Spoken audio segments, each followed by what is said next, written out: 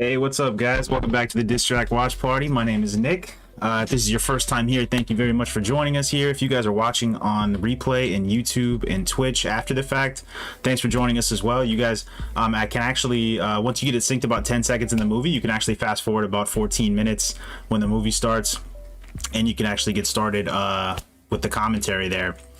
We did have the nominees up. We had Amanda from Candid Cinema pick the nominees, and you guys did vote for Tropic Thunder. Unfortunately, just recently, Amanda let me know she had to have a work emergency, so she's not able to make it tonight, unfortunately, for the stream. But I do have some cool stuff planned for the stream today, so it should be a really fun time. And I know she really wanted to be here, so we did have nominees. I think we had Ant-Man. Let me see. I always don't forget to pull the nominees up to see what you guys voted for. So we had Tropic Thunder, Unpregnant on HBO Max, Chef on Netflix, Fear Street 1978 on Netflix as well, and Ant-Man on Disney Plus. You guys voted for Tropic Thunder, so that's what we're going to be watching today.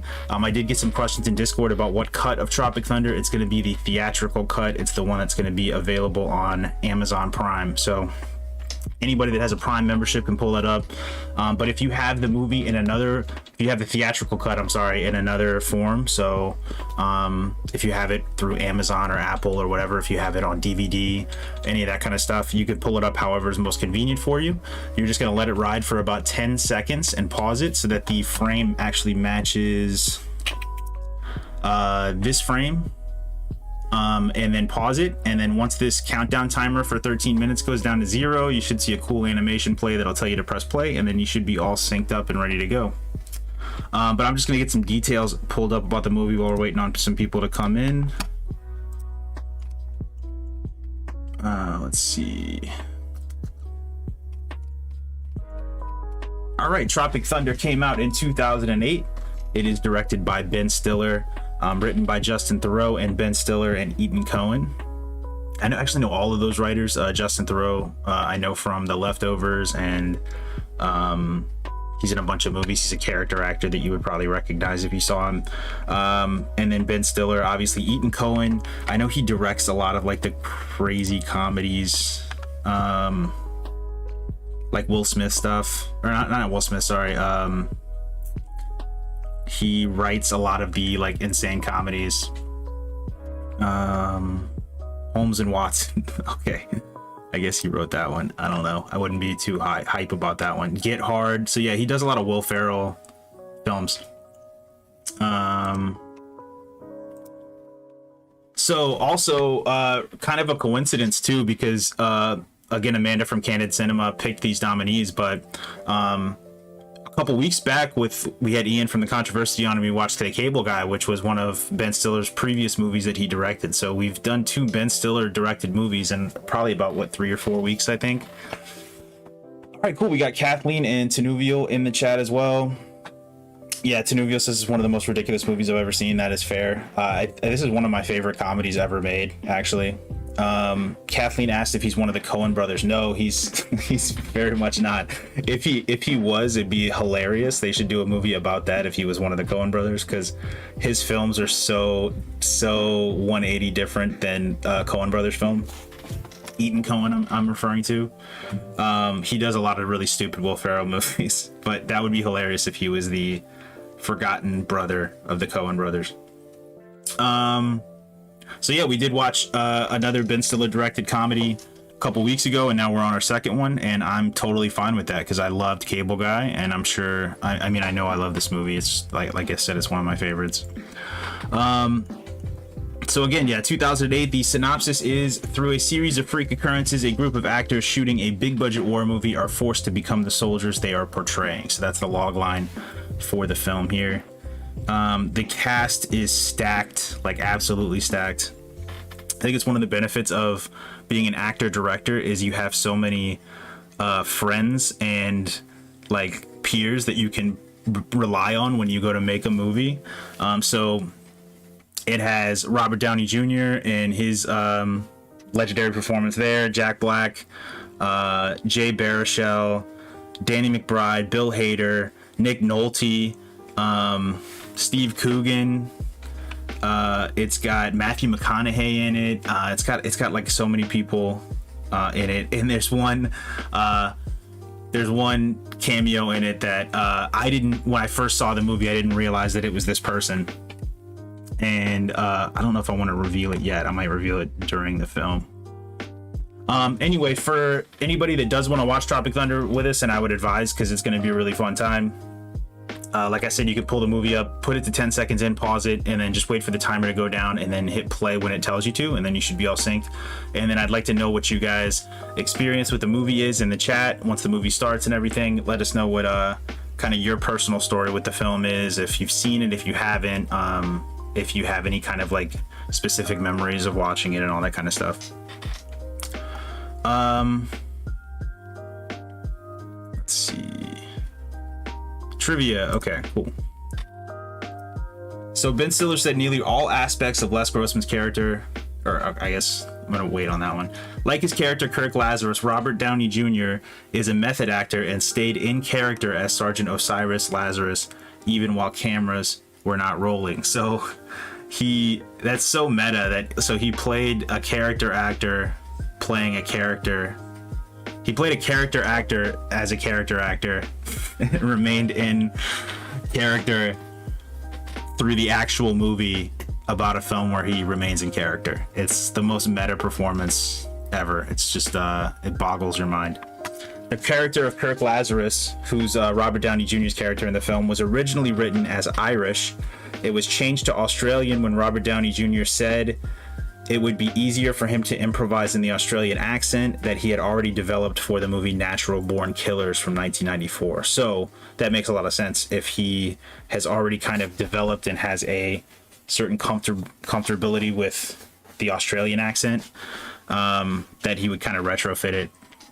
In the film, Kirk Lazarus says, "I don't drop character till I've done the DVD commentary." When recording the audio commentary for the unrated DVD and Blu-ray, Robert Downey Jr. actually spends the entire commentary in the character that appears on screen as the movie progresses. So he didn't drop character for the DVD commentary. He stayed in character as Lincoln Osiris throughout the commentary for the DVD. I guess for the unrated director's cut. Owen Wilson was originally set to play Rick Peck, who is Hug Speedman's agent, or Ben Stiller's agent in the film. After his attempted suicide, Ben Stiller gave the role to Matthew McConaughey so that Owen could relax. So I hadn't even heard that he had attempted suicide at some point, but I'm guessing this was right around this time in 2008. So Ben Stiller did switch the role to Matthew McConaughey, which, to have Matthew McConaughey as a backup for a role and Owen Wilson as the main is crazy to me. It's insane, but he's very funny in the movie too. The Southeast Asian gang Flaming Dragon, led by a preteen boy, was modeled after God's Army, a guerrilla army in Myanmar. The group was led by twin brothers Johnny Hitu and Luther Hitu, who were 9 years old when it was founded in 97. So I guess the guerrilla clan that they run into, the guerrilla army, that they run into, is based on two legitimate leader child soldiers in Myanmar, which is crazy. The water buffalo that Jeff Portnoy, who is Jack Black, rides, turns out to be pregnant. The cast and crew found out it had been pregnant when they came to the set one morning and found her nursing a newborn calf. So hopefully they didn't stress her out too much for the film or abuse her too much in the film. I feel like lately we have to have that disclaimer. Hopefully they didn't do too much to her, to the water buffalo before it gave birth, but apparently that was like a surprise for the cast. Robert Downey Jr. was very reluctant to take the role in this film because he felt wearing makeup to look African American was offensive. Downey ultimately accepted the role because he liked the script and wanted to work with Ben Stiller and Jack Black. And I could totally see the trepidation. It is a very bold and dangerous role, I guess, to play. And it's a very, very tightrope walk. So I could totally see him having some trepidation there. Let's see. Robert Downey Jr. improvised many of his lines. I could have guessed that one. According to Robert Downey Jr., the character Kirk Lazarus was based on a combination of Russell Crowe, Daniel Day-Lewis, and Colin Farrell. Yeah, I could see that. I mean, definitely Daniel Day-Lewis, who takes kind of method acting to another level. Kathleen asked if there's a blooper reel available anywhere. Not that I'm aware. I'm sure there is.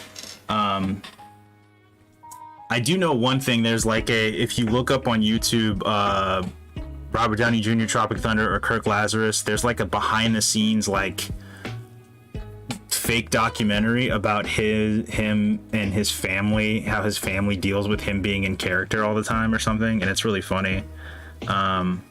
But that's the only thing that I'm aware of, that I know of. Let's see. Ben Stiller originally planned to play Rick Peck, with Keanu Reeves playing Tug Speedman. Whoa, okay. I can't even imagine that, honestly.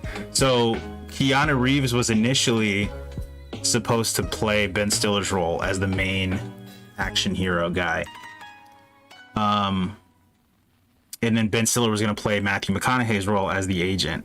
I wasn't aware of that. And I honestly, I don't know that I don't think I can imagine Keanu doing it. I really can't. Like, I'm glad Ben Stiller did it, because from what they shot was so improvisational, and I can't see Keanu honestly going toe to toe improvising wise with Robert Downey Jr. So I think that was a happy accident, I guess, that turned into something good, because as much as I love Keanu Reeves, I just don't see him being able to pull the role off as well as Ben Stiller did in this. So for the fake trailer Satan's Alley, which you're gonna see highlighted here early on, the fake trailer stuff, which I think is genius. For the fake trailer Satan's Alley, Tobey Maguire came in at the very last minute to film the role of Robert Downey Jr.'s monk lover. He did it as a personal favor to Ben Stiller and Downey, his Wonder Boys co-star. Tanuvio says, I would have watched all of the movie trailers featured at the beginning of the movie if they were real. Yeah, no, they all, you can see, I mean, they all kind of exist for the most part. I don't know. I think, they're heightened versions of it, but they all, I like how different the trailers are cut together. Like, obviously there's Jeff Portnoy doing like the Clumps, the Eddie Murphy Clumps kind of spoof, and then there's Booty Sweat, this one, which is kind of like just a rip on like the rappers that push their commercial products and stuff like that. And then there's Satan's Alley, which is like the Brokeback Mountain-esque, like, I don't know. I feel like that's what they were kind of trying to go for with it, was this like we're forbidden like homoerotic love, like, and stuff like that for that sequence. So all of the films exist to a certain extent, but yeah, they're very heightened and obviously making fun of it. As part of a promotional tie-in, a Booty Sweat energy drink seen in this thumbnail here that we're going to be watching here once the movie starts. The energy drink scene in the movie was available for a limited time on Amazon. So if 2008, when this came out, there was probably a small number of people who bought the actual Booty Sweat energy drink. I wonder what that goes for, actually. I'm actually curious. I want to see if anyone sells Booty Sweat. I feel like my ISP's judging my my searches right now. I'm just looking on eBay for Booty Sweat. Yeah, so Booty Sweat energy drink, original mint condition, looks like it's going for around $38. That's not that bad. So they do have it. They do have it for sale. If anyone would like to buy some Booty Sweat, it is available here on eBay.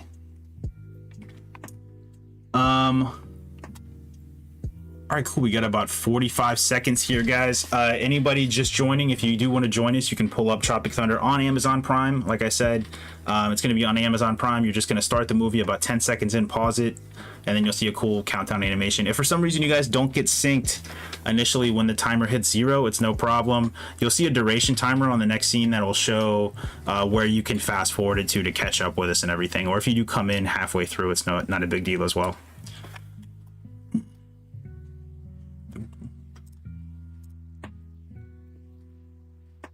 Right, and 10. 7, 6, 5, 4, 3, 2, 1, 0.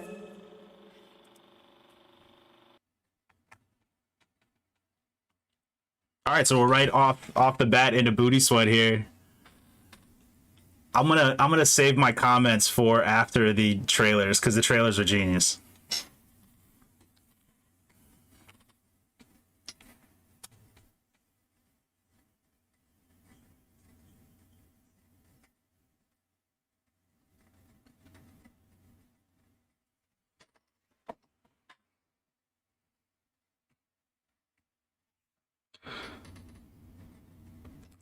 So I feel like this is making fun of the Fast and Furious franchise. It's just the same shit. 9 movies later, 10 movies later, whatever.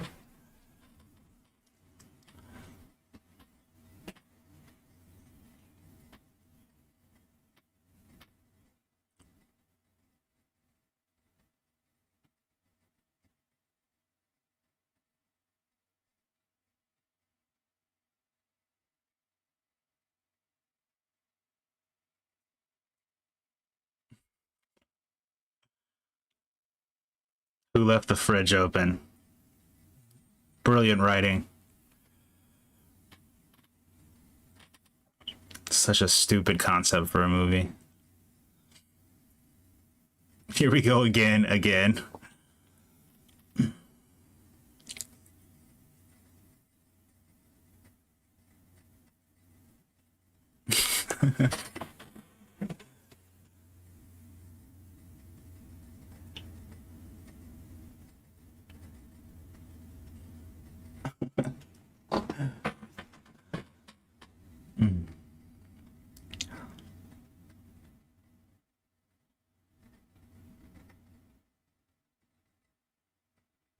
Oh. Oh god, I'm laughing at this.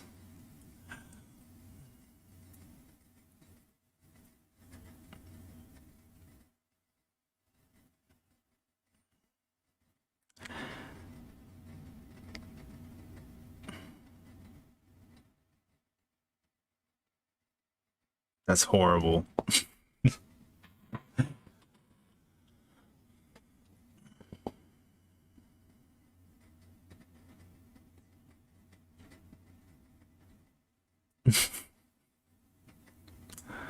Tobey Maguire coming in last minute, coming in clutch. I love how they introduced him as MTV's best kiss recipient or whatever. In a sec.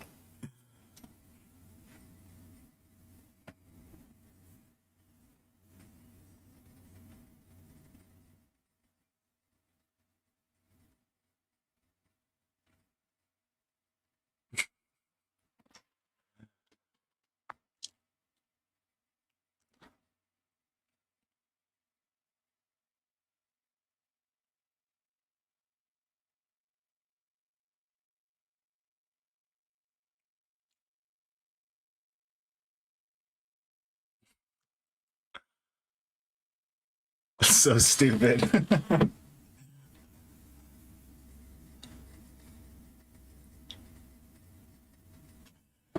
They're spoofing the crying monkey or whatever, isn't it? Like I think they're making fun of the Golden Lion. I think is that Venice. I don't know if it's Venice Film Festival or not, but I feel like I don't think there's a crying monkey award. There should be, for sure. So that was the trailer intro, kind of introduce. It's a really brilliant way to introduce the characters of the movie. I just think that's so smart. I don't know, when they're in the writing process, they're like, why don't we just do fake trailers for each one of these actors, and that's a way to introduce kind of their reputation in the industry. Like Portnoy is obviously, I think, probably a little bit based on obviously the Eddie Murphy doing the clumps and stuff. Kathleen said so he was best kiss winner for Spider-Man. Yeah, the upside down kiss was the best, is what he won the MTV Movie Award for. So yeah, Jeff Portnoy and Jack Black was obviously based a little bit on Chris Farley, a little bit on Eddie Murphy, just kind of very lowbrow, the very kind of I guess lowbrow humor aspect, obviously with all the fart jokes and stuff like that. But I did watch, you know, after seeing this for the first couple of times, I did watch interviews with Ben Stiller and Justin Theroux and stuff, and they did talk about where this stuff came from. So Willem Dafoe and people that were in Platoon and The Thin Red Line by Terrence Malick, they always talked about how they went to boot camp and it was like they were really at war, and that they, they had to sacrifice so much to be in this movie, and like it felt like real war and stuff. And they always laughed at that, going like, "You're an actor. This is so far removed from real war." But it highlights the whole concept for this movie, which is just like actors completely out of touch with reality, completely tone deaf.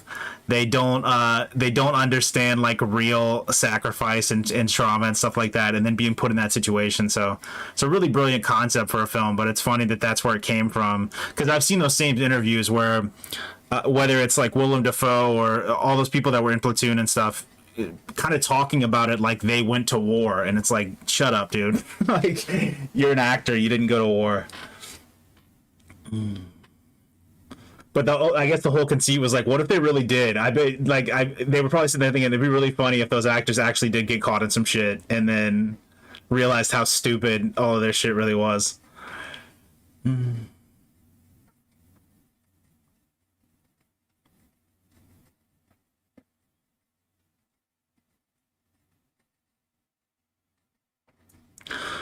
So the thing I really like about Ben Stiller, and this was in Cable Guy too, is his set pieces. Like, this set piece too, where like he takes the comedy, he takes the filmmaking part of it very seriously. Like, he did, like, you can tell a lot of like thought went into making this look like those war movies, and the with the effects and the performances and kind of stuff. Yeah, like those effects. But he takes all those seriously. Even the trailers at the beginning, they felt very authentic. Even how ridiculous they were, they put a lot of thought into making them feel like accurate satire, I guess.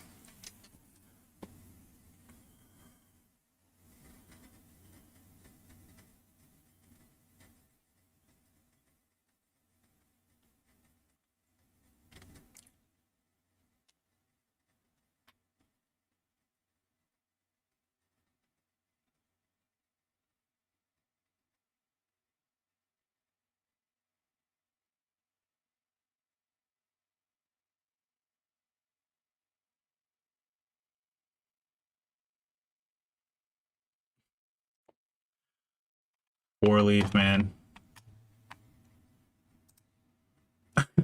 That's for sure making fun of Platoon when he just like sits there and takes like 40 minutes to die.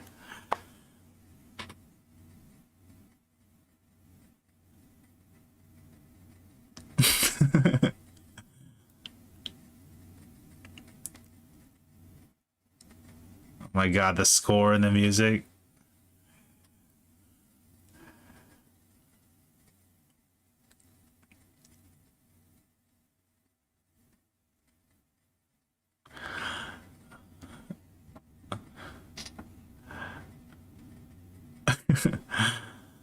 It's like the filmmaking aspects of it is impressive because they're obviously putting so much value and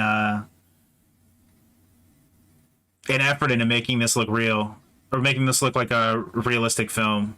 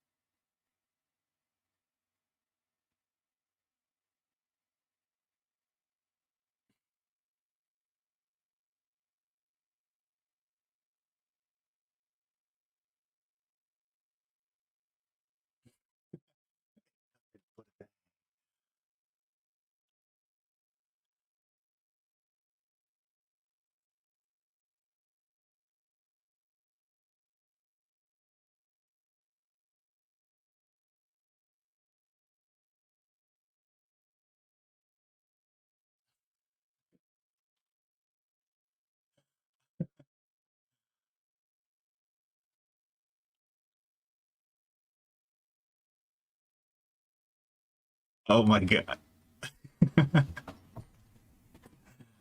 so terrible.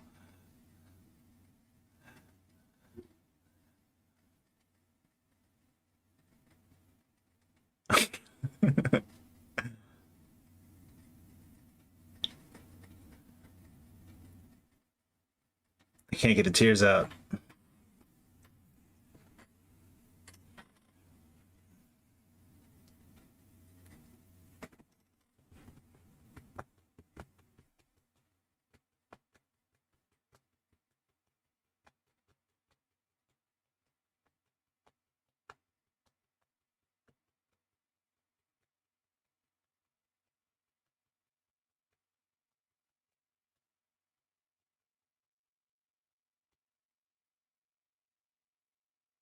Oh, Danny McBride.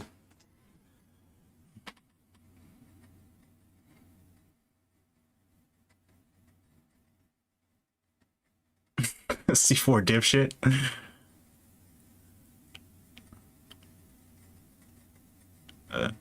Danny McBride just doing his same character he does in every movie.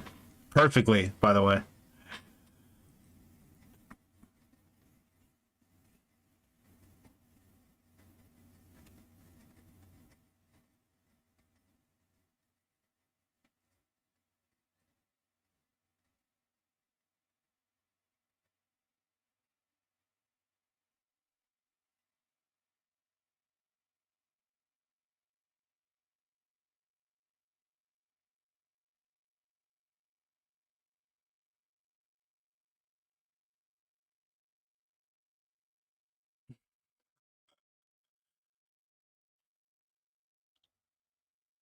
Let's make lemonade. Let's go to work.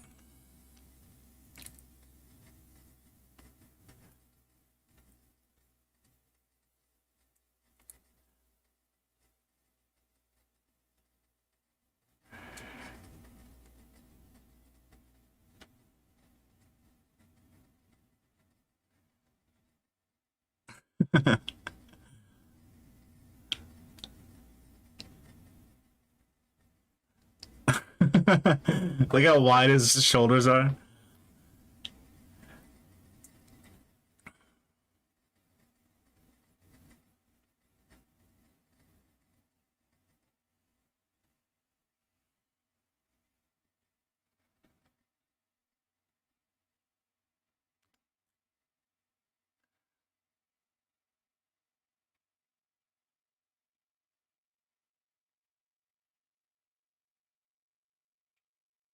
That's expensive.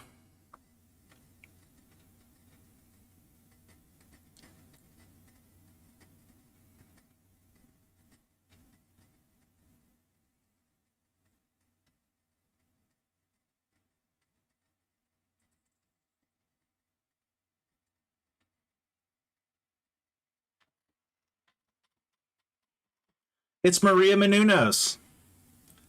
Isn't she doing like bumpers before movie theaters now?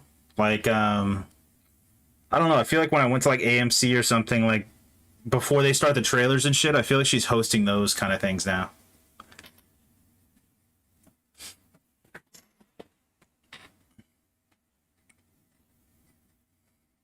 Flatulent star. Hey, Candy. We got Candy in the chat here. Yeah, at AMC, I feel like she's doing those like Nuvi things now, like those things before. I hate that I know that. I hate that I know that it's called that Nuvi.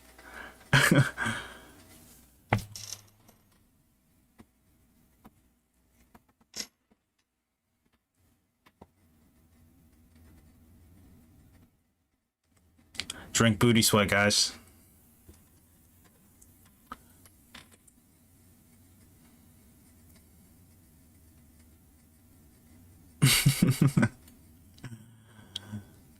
I saw Colin Farrell right then, right? Remember when we were reading trivia and he said he based his character off of Daniel Day-Lewis, Russell Crowe, and Colin Farrell? That shit where he had his beanie on and he's flipping off the camera. I was like, that's Colin Farrell, 100%.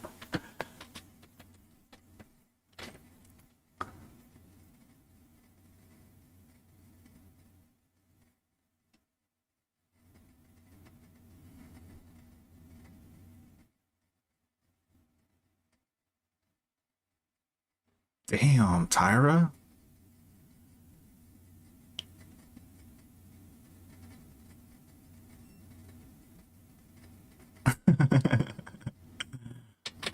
Tyra just destroyed him. Oh my god, Chitlin and the dude.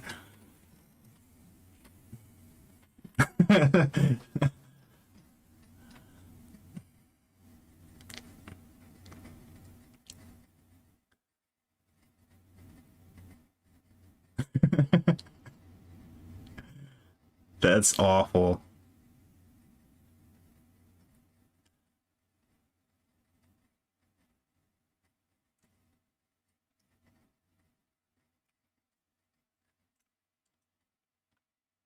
Oh no.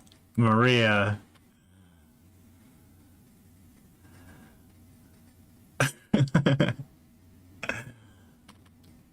Here's McConaughey.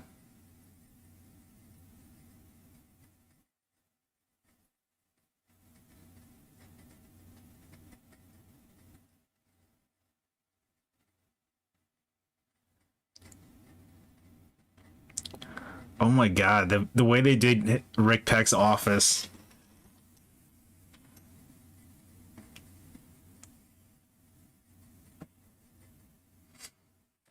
I will say, guys, if you want to top off any gift basket you get somebody, put a Helen Mirren movie in there like that. A Helen Mirren DVD is such a good topper for any gift bag that you want to get anybody.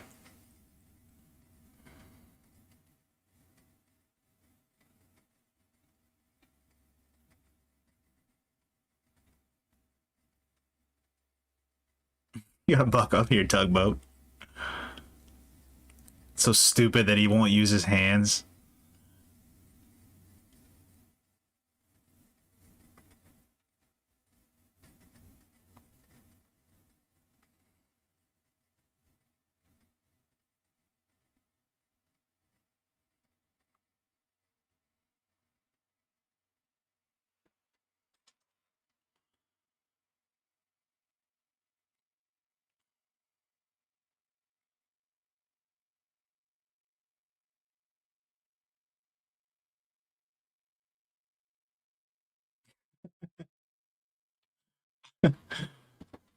So fucked up.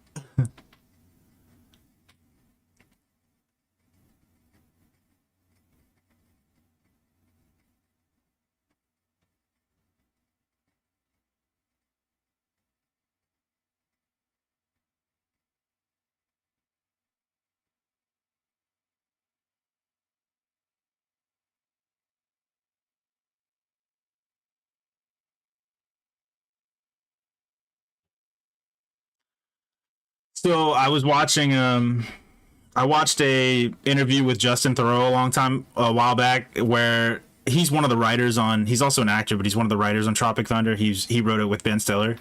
And he pretty much hinted very heavily that Les Grossman, who you're about to see right now, is heavily based on Harvey Weinstein. Justin Theroux had directed a film before this, and Harvey Weinstein was the distributor, and he pretty much cut it to pieces and had someone else come in and like recut the movie. And Justin Theroux said it was one of the worst experiences of his career because he pretty much just took a movie he made that did really well at film festivals and then cut it to shit to make it like a romantic comedy. And anyway, they approached Tom Cruise, and Tom Cruise said he wanted to play an studio executive with big hands that dances, and Justin Theroux took that and ran with it. But he pretty much based the entire character off of Harvey Weinstein, which if Les Grossman is a character that you're based on, or is a character that's based off of you, you're probably a piece of shit. You're 100% a piece of shit. It must have been so fun to play that role, though.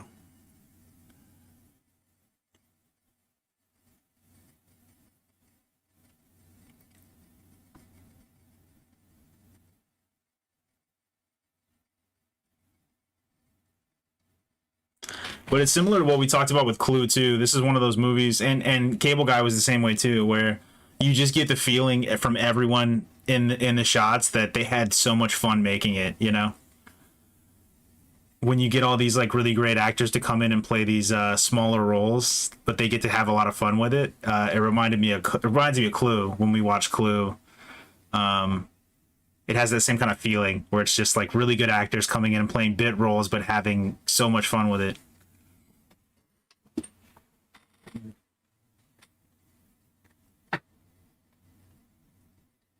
Kathleen said, "Is he in this movie?" When you say he, do you mean Harvey Weinstein or Justin Theroux? Justin Theroux, I don't think is in here. He may be like a background cameo or something, but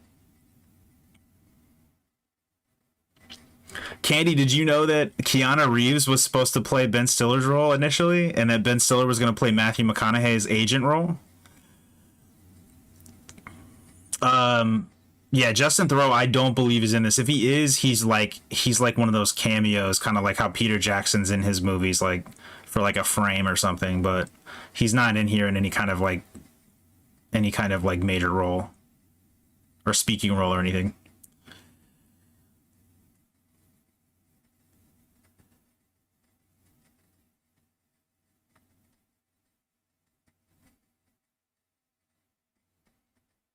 Nick Nolte was pretty perfectly cast for this too.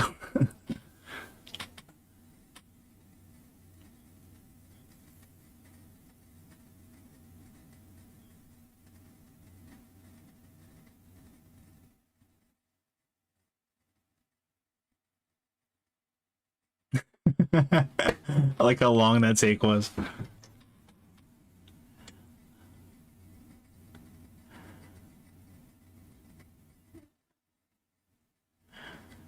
Oh, Candy, you didn't know that either. Yeah, I didn't either. I'd seen this like 5 times, but I just read that on trivia and I was like, oh shit, really? This was supposed to be Keanu?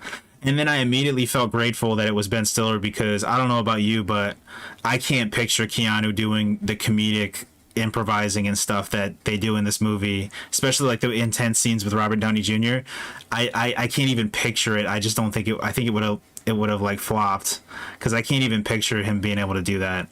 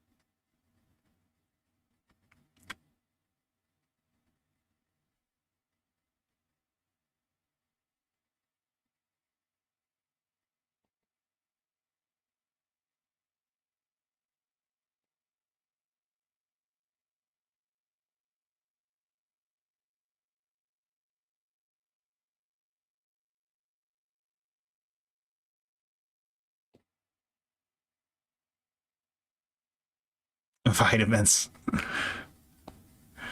Oh, what's up? We got Ian from the Controversy. Ian, how's it going, man?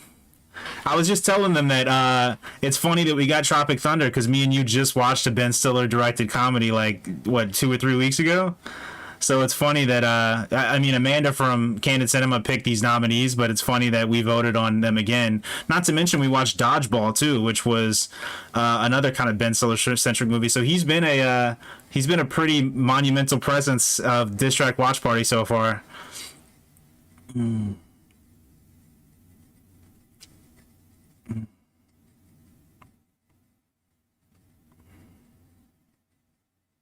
CNL.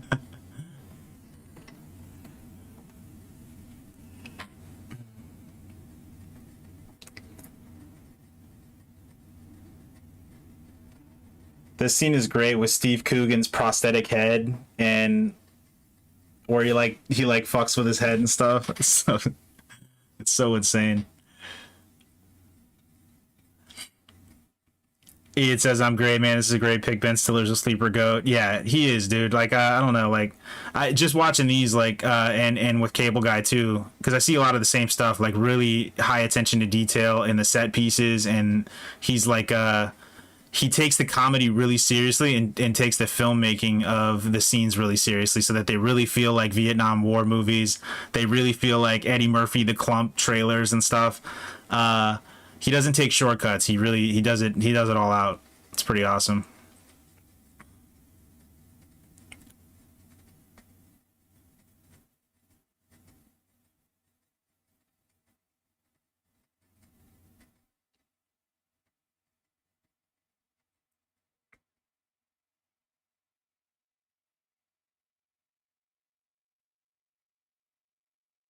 Steve Coogan's about to be in bits. This was around the time that Jay Baruchel was kind of having a moment too, because I want to say This Is the End came out like in 2010, and he was doing like rom-coms and stuff at that point. He was a pretty decently sized name in Hollywood at this point.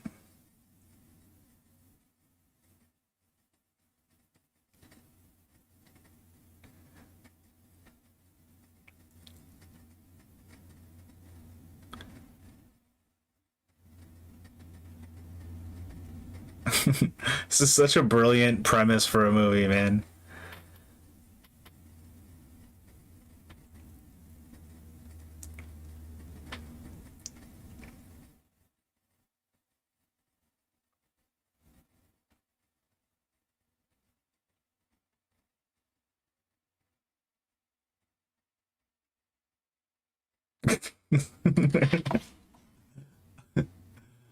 Oh, so great. They just think it's like a special effect.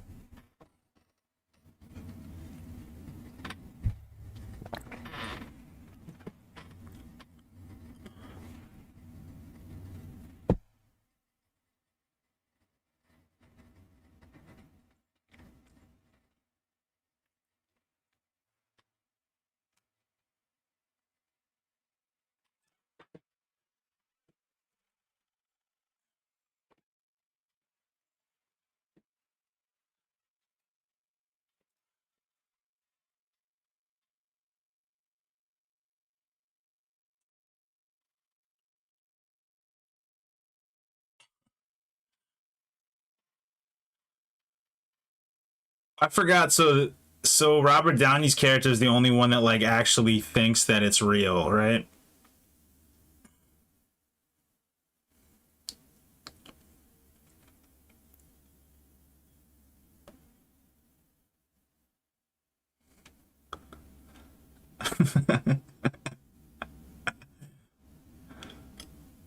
Come on, here, guys. Oh no,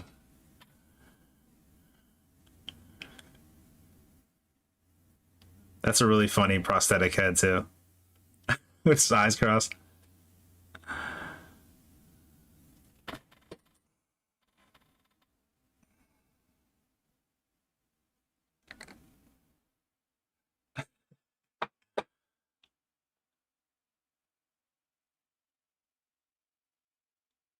So disrespectful.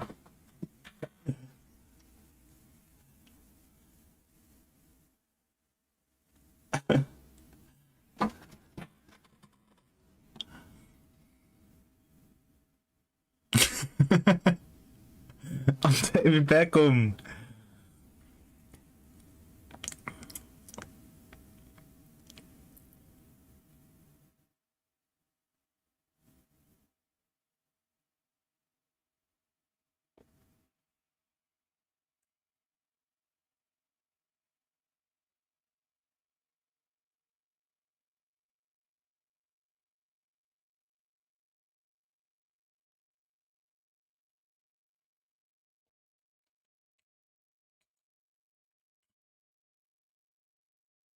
What? What kind of pyro effects do you need for driving Miss Daisy? How do you lose a finger on the set of Driving Miss Daisy?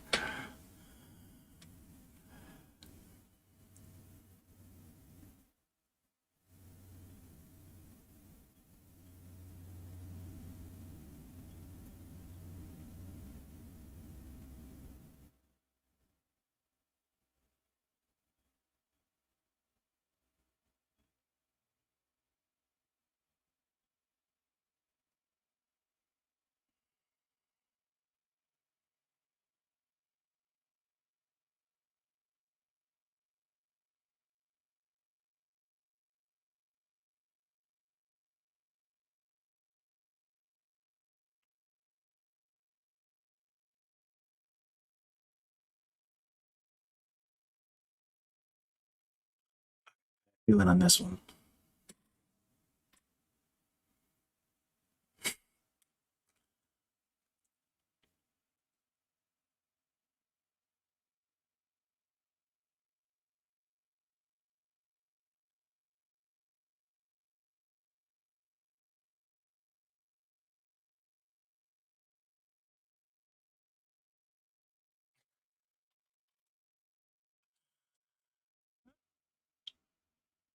Who is he doing, guys? Oh man. I don't know if he's doing like Dom DeLuise or who is Jack Black doing an impression of?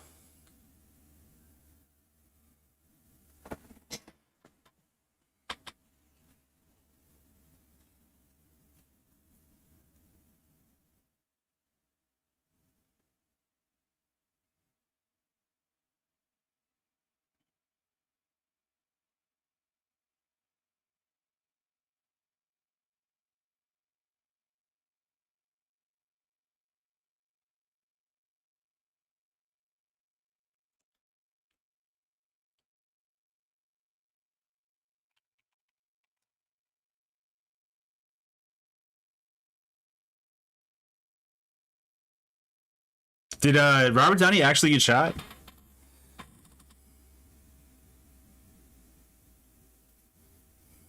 Exactly. Let's use it.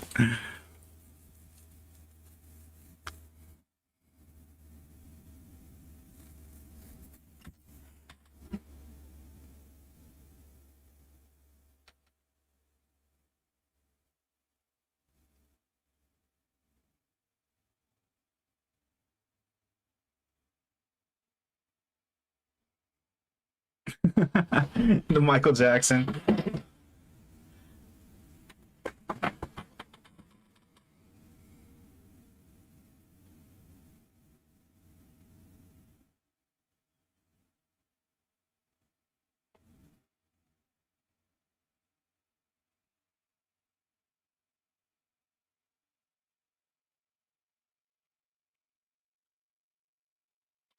Good.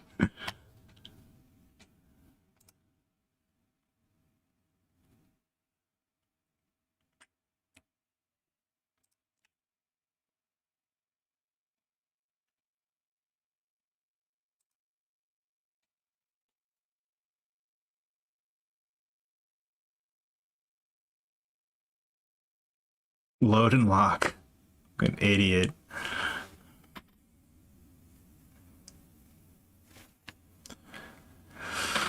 So guys, I figured we could try to do while we're watching this. And we'll see if anyone wants to answer these, but I do have some trivia questions, just kind of general movie trivia questions that I figured I'd read out. If you guys do answer them and you get like multiple right, I figured maybe you could pick one of the nominees for next week. So whoever wins or gets the most kind of questions can pick a nominee for next week, which would be kind of fun, like as a wild card. So I'll go ahead and start one.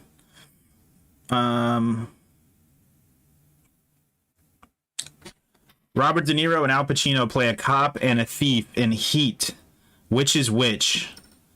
So Robert De Niro and Al Pacino play a cop and a thief in the movie Heat. Which is which? So who's the thief and who's the cop?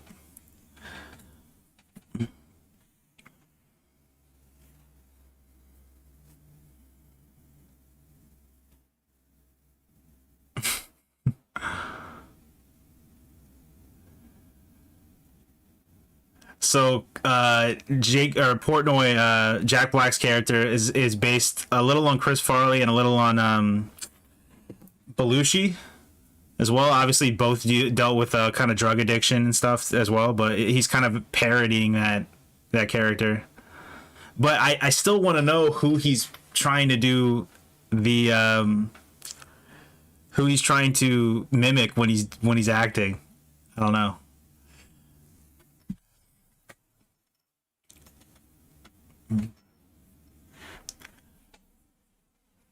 Candy's never seen Heat. Kathleen says Pacino is the thief. Kathleen is actually incorrect. So if anyone wants to jump on the right answer here, so if it's not Pacino is the thief, who is the thief?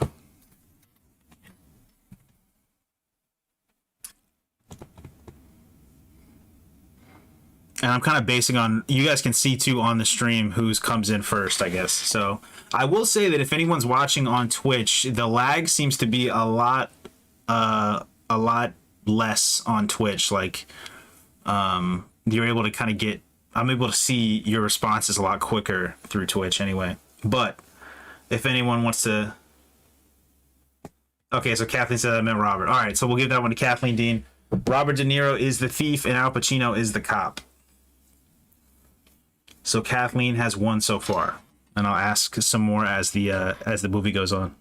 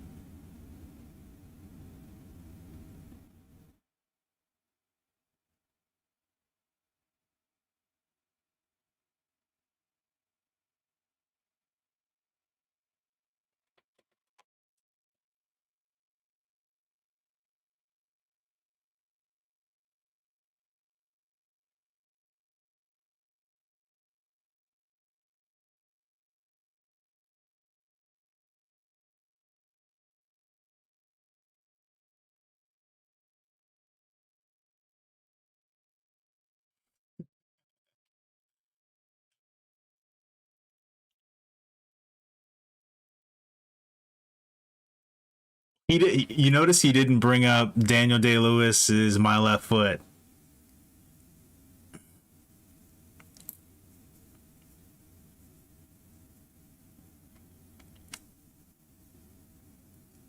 Such a stupid rule.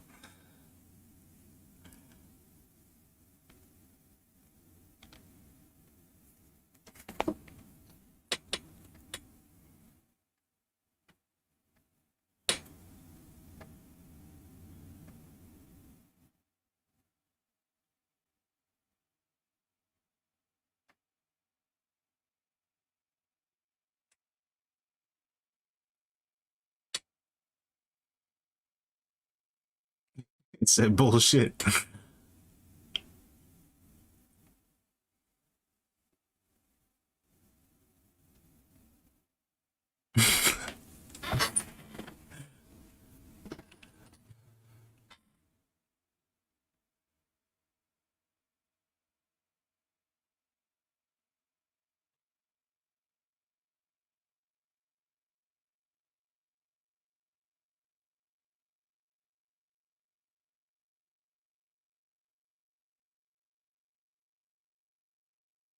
He needs his vitamins. Get Jack Black his vitamins.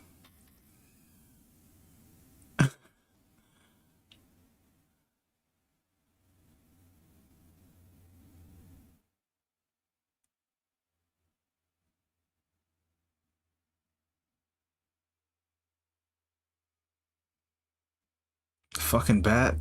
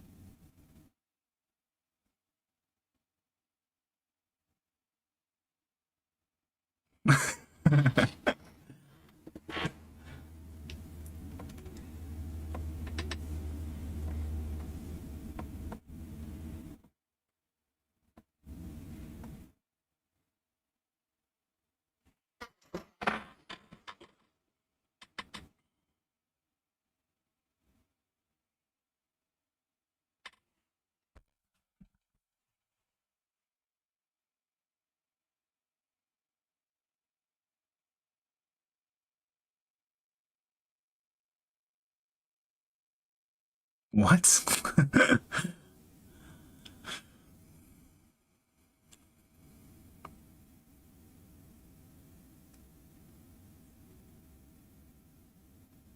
So stupid.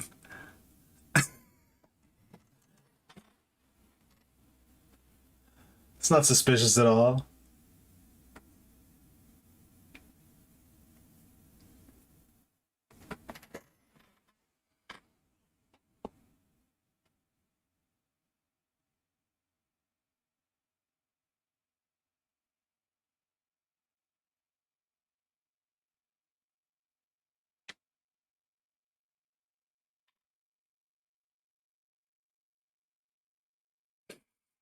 I think there could be a Teen Choice Award in it for you.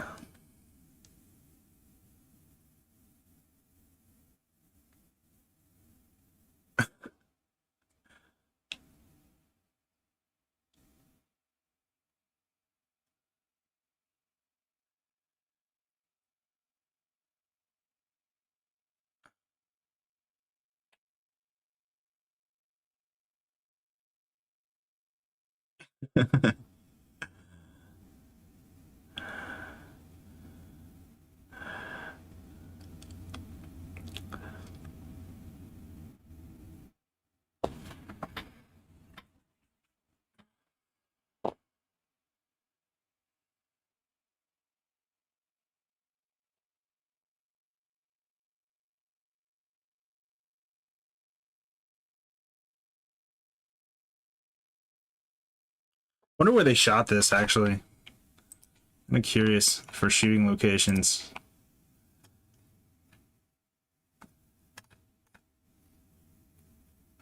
Hawaii.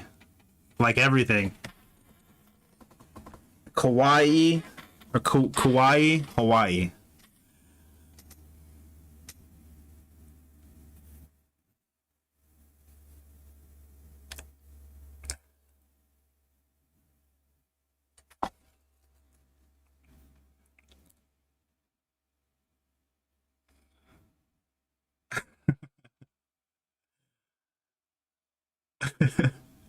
What do you mean, you people? Obviously, I'm not the I'm not the party that would deem if whether or not what it is, like if this is offensive or not. But my whole understanding of this, which I think is kind of the intent of the movie too, is to just show how completely stupid, out of touch, tone deaf, and narcissistic actors are. And I think they do that through them just doing all of this like absolutely offensive, awful shit. Like, I think it's more making fun of. I mean, the whole point is just making fun of how stupid and narcissistic and stuff actors are. And I think it's like brilliant in that aspect because it just undercuts all of their characters so much, whether it's like Jack Black's character just, being addicted to drugs and doing fart joke movies, or Ben Stiller just doing action stuff and acting like a real actor, but he doesn't have any of the chops. Oh, hey, we got She Wind in the chat. Hey, how's it going? Welcome in. She agrees as well. Yeah, I just feel like I feel like it brilliantly subverts like all of the actor stereotypes and about how self-important and stuff they are.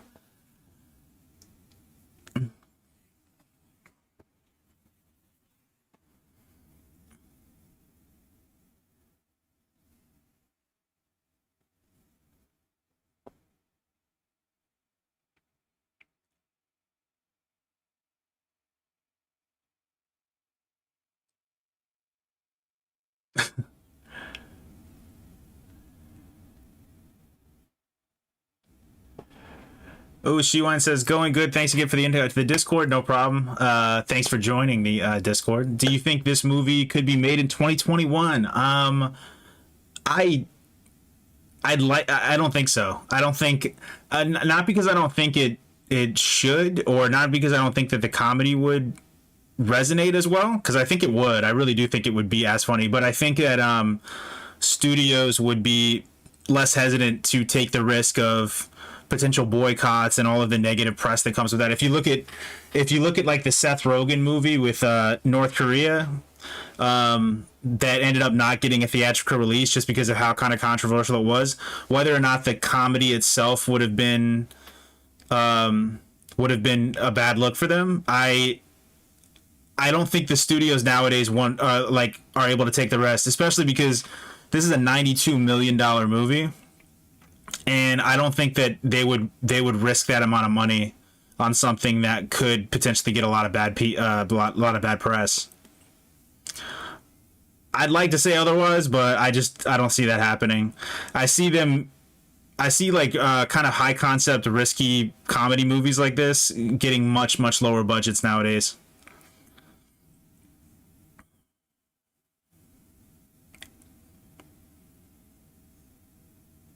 And I really can't blame the studios honestly either. I mean, I'd love to say that dropped 92 million on this movie and have it be this kind of controversial and daring, but especially now with comic book movies and using additional like other properties, like having original movies like this just doesn't pay. As it's way too risky, and when you're talking about that amount of money, it's all about getting a return on investment.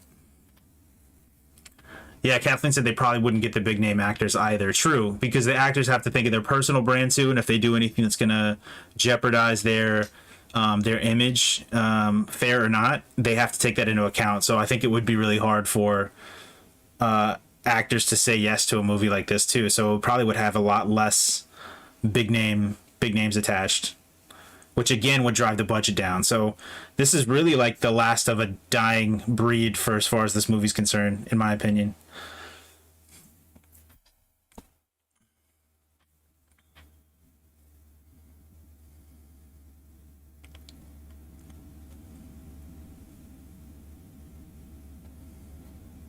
Yeah, Candy agrees. Definitely wouldn't happen in 2021. Yeah, I don't think so either. Which is, it's kind of a shame because it's like, I don't know. Um, High concept, bold, kind of risky comedies like this, I feel like deserve to have like some time in the sun, I guess, or theatrical releases and stuff. I don't know. But it's like if I ran a studio, would I be any different? I don't think so. Like I probably would just buy comic books and do reboots and remakes and adaptations because they make a lot of money, and it's like, why would you risk doing a really big budget, uh, risky, controversial film? Like, why would you do it? I don't know.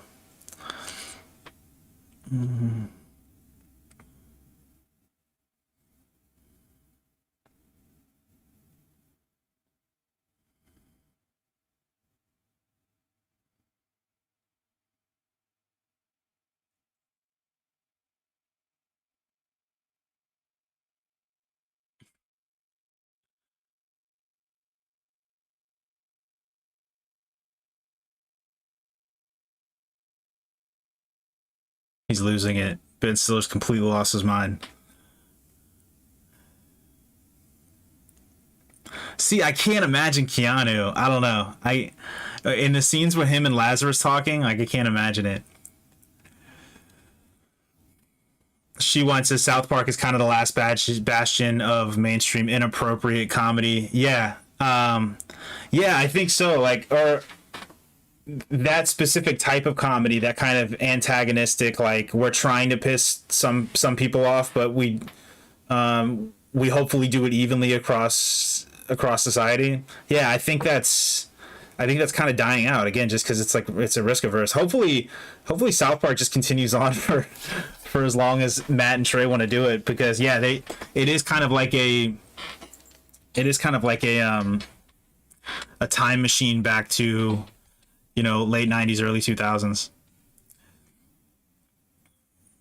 Tanuvu said, I think this was the first role Tom Cruise did after his couch incident. It made people like him again. Yeah. Yeah, I can imagine this was a really good PR move for Tom Cruise. Because everyone, I mean, I still think he's absolutely crazy, but yeah, I don't know, he's just so likable in these movies.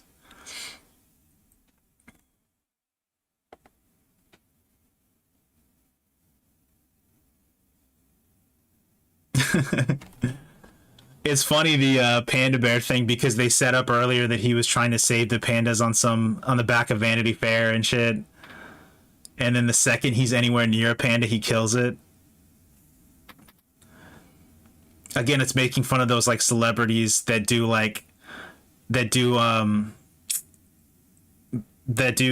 charity work just for the public image of it.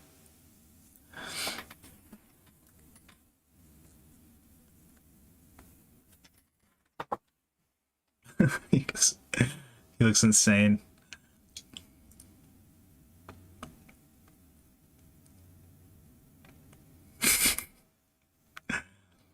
I love that I love the idea of Matthew McConaughey just staying in a room all day playing Wii Sports. It's a funny image to me.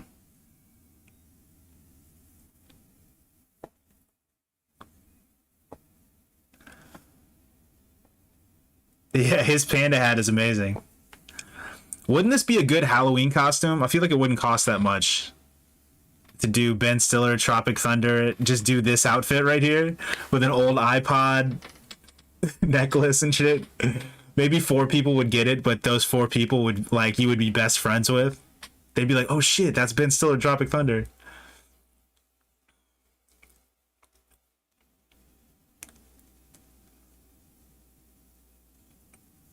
I'm way beyond TiVo.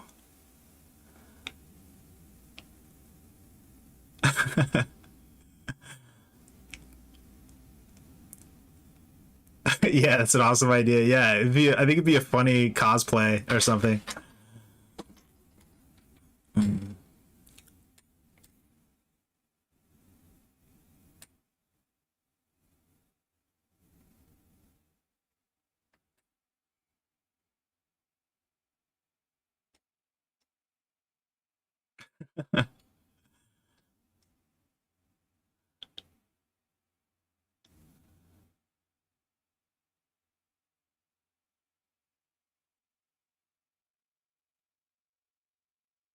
Uh,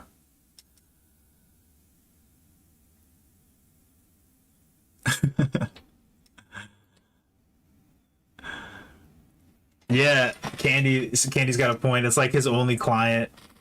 I think that's like I don't know if that's still the case, but I think a lot of agents they'll have like one major client and they never sign anybody else, and it's like yeah, it's like that guy's like emotional stability dictates your entire future and your family's future is crazy. But I think that's like based in reality in the industry because like there's some people where they're agents or they're managers or like they don't manage any other talent. So it's like if that person just decides to stop making movies, like their career's over too. I would hate that. I would hate my entire career be dictated on somebody else.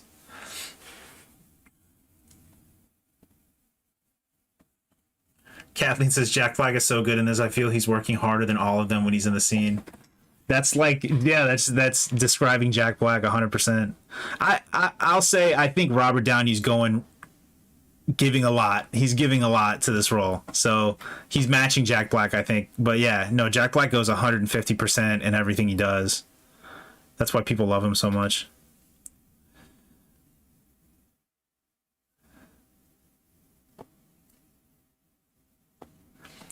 And Brandon, I think his name's Brandon Jackson, right? This guy, I don't know him from too much stuff. I've seen him in a couple things. I think he was in like the Percy Jackson movies, and yeah, I can't think of other stuff that he's been in.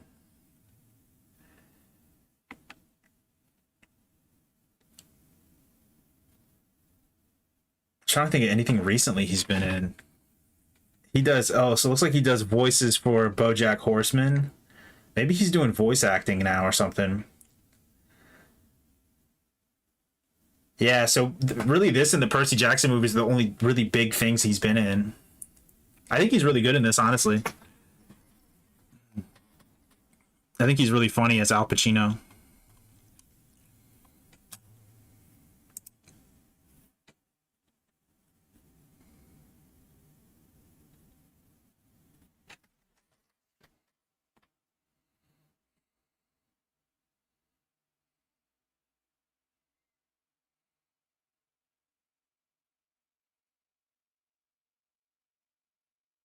His hat's so stupid.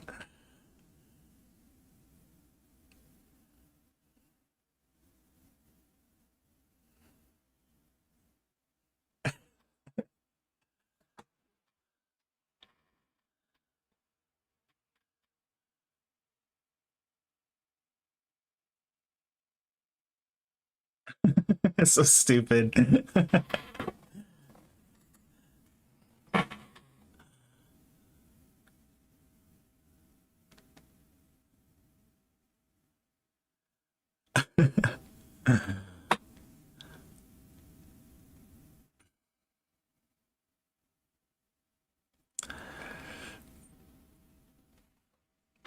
She once has a little drug lord kid done anything else? Let me check.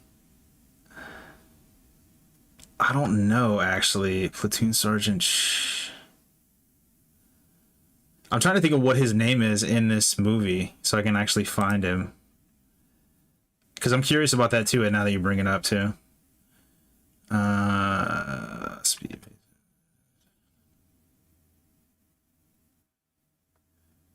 Trutran. Trutron. That's actually his name too, it looks like. Or no, wait.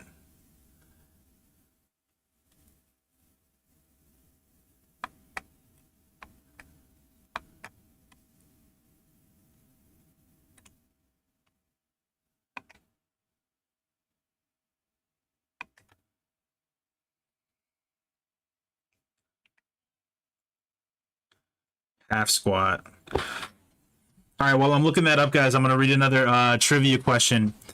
If you guys, whoever gets the most trivia questions at the end of the stream can pick a movie that we're going to nominate next week as like a wild card movie for us. Kathleen's got 1 point so far. This one should be pretty easy. What superhero film repeatedly breaks the fourth wall with the audience, including an homage to Ferris Bueller's Bathrobed Goodbye? So again, what superhero film repeatedly breaks the fourth wall with the audience, including an homage to Ferris Bueller's Bathrobed Goodbye? She-Wind got it right. Deadpool. So we got Kathleen with one and She-Wind with one here so far. Awesome. So, usually once the Discord thing, because I think it comes up every 15 minutes. Yeah. So Candace and Tanuvio both got it right as well, but they came a little bit after. So She-Wind edged them out. But I'll have another question here in about 13, 14 minutes to see who can pull ahead.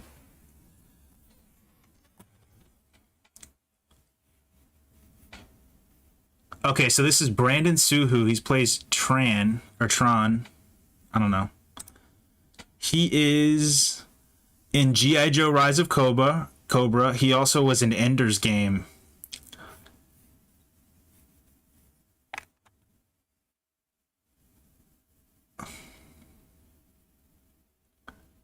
I love that they love Simple Jack. It's like their favorite movie. So yeah, he was in the G.I. Joe, I guess the Channing Tatum one, not the recent one, and then he was in 2013's Ender's Game. It also looks like he's in the Teen Titans from 2017. So it looks like he's done a little bit of stuff. Not anything where he's been a lead in.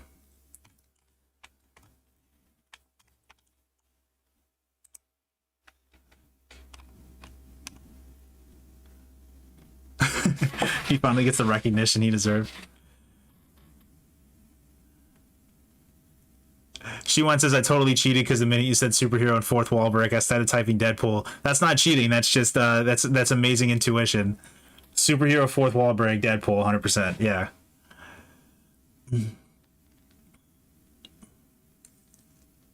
It's not cheating in the least. That's very impressive.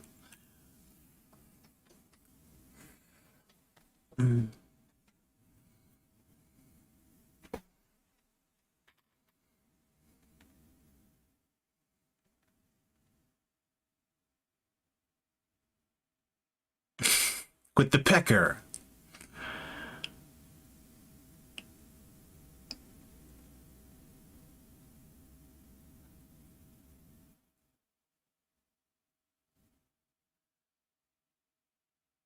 Got him. What do you need, glasses?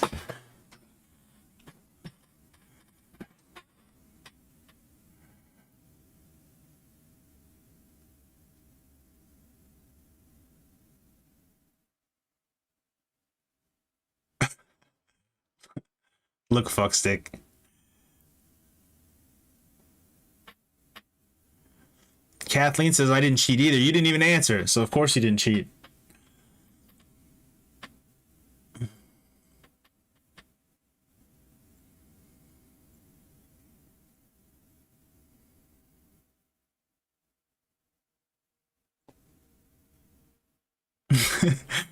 Kathleen says his neck is huge. Yeah, Les Grossman. Yeah, his neck is big. But it's so funny that Tom Cruise. They were like, "Hey, Tom Cruise, can you play this role?"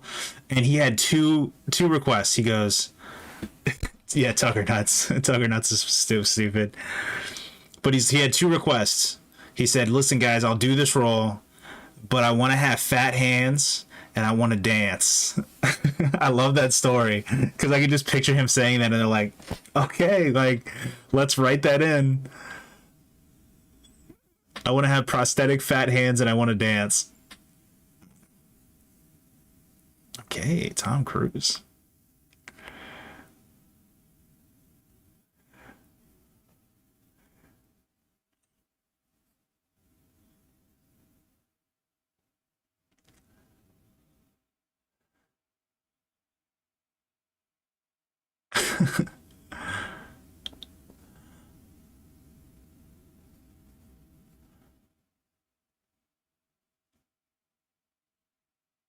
They're just like, "What the?" Yeah. So that's the it's Harvey Weinstein, pretty much.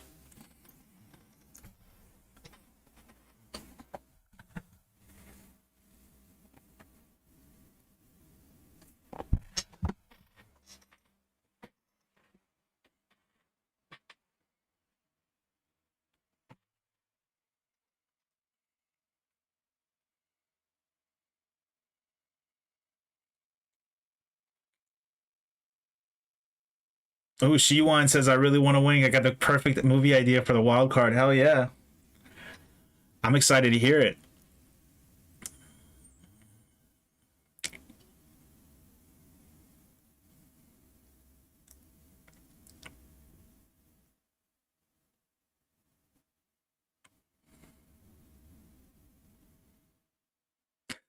Ugh.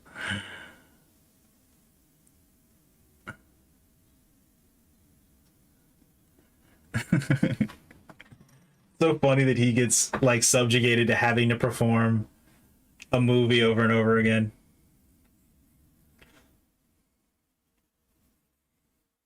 Shiwan says, "If I don't win this week, I'll be back next." Oh, great. Yeah, that's great. We'll have I think we're gonna keep the trivia going. I kind of want to make the stream more interactive too, where like I can put, hopefully I was trying to think of like putting in trivia questions in a spreadsheet so that it'll just come up on screen, so it's not me reading it out. I'm experimenting with ways to like make the stream more interactive, where you guys can engage with it through the chat as opposed to like using commands and stuff in the chat. So I'm kind of experimenting with that stuff right now. But yeah, no, next week I'll do the I'll do the stuff again. But if you're as fast with Deadpool as you are with the other questions, you'll probably win this week, and we'll get to see what that pick is.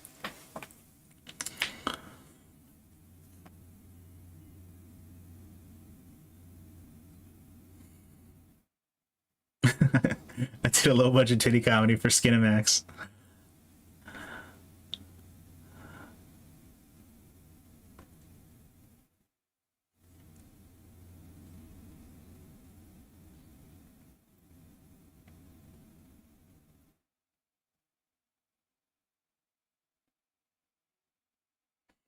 They just ignore him. So stupid.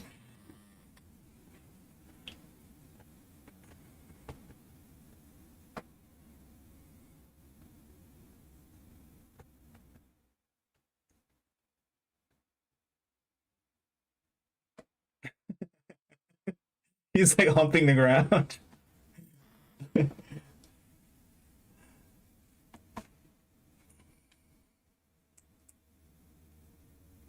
What? Yeah, what does that mean?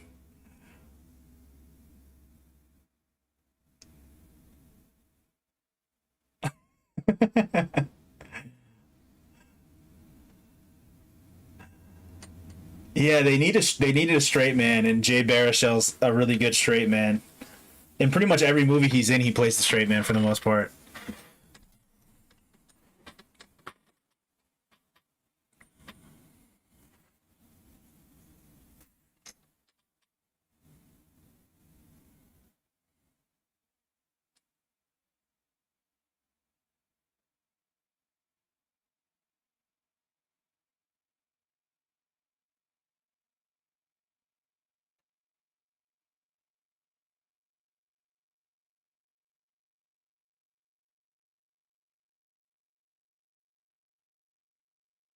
Dude, I forgot Bill Hader was even in this. I think when I first watched this, I didn't know who Bill Hader was. I think this was, I want to say 2008. Wasn't he like just kind of getting started in SNL? Around the same time he did,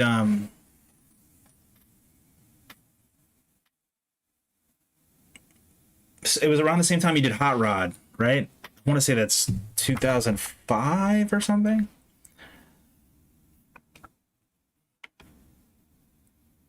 Candy says I don't think I've seen a movie I didn't like. I'm assuming you mean Jay Baruchel.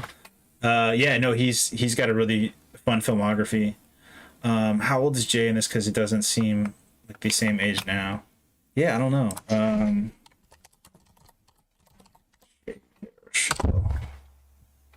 Oh, I'll send you a hobo's dick cheese. Jay Baruchel was born in '82, so he's about 38 now. So at the time of this movie, would have been about 12 years ago. So he was probably 28, 27, maybe.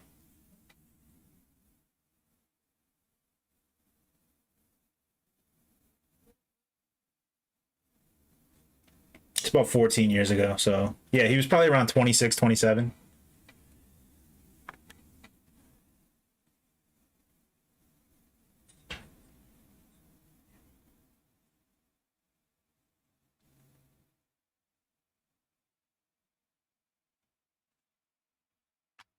Oh, what's up? Cody's in the chat. How's it going, man? We're just watching Tropic Thunder if you want to jump in.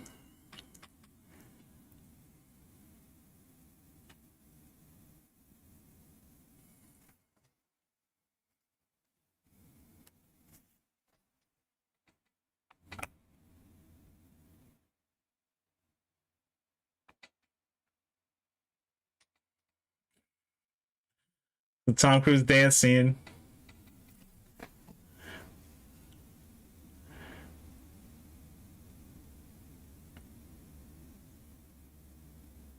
Like Bill Hader's awkward dancing next to him. Just hopping.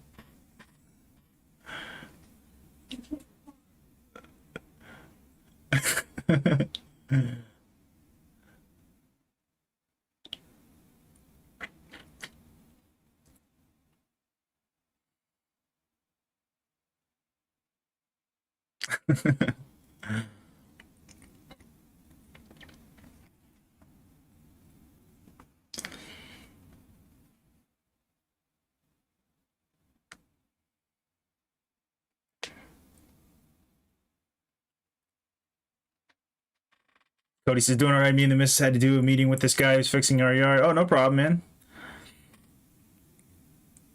No biggie. As always, next week. But if you want to hop in, we got the duration timer going. So it's about to hit. Shit's about to hit the fan on Tropic Thunder.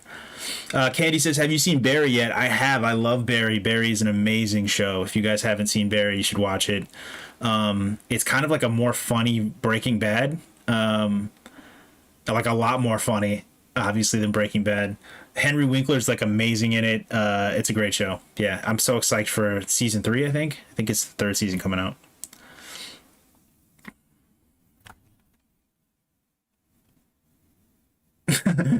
Smack it up, flip it, and rub it down.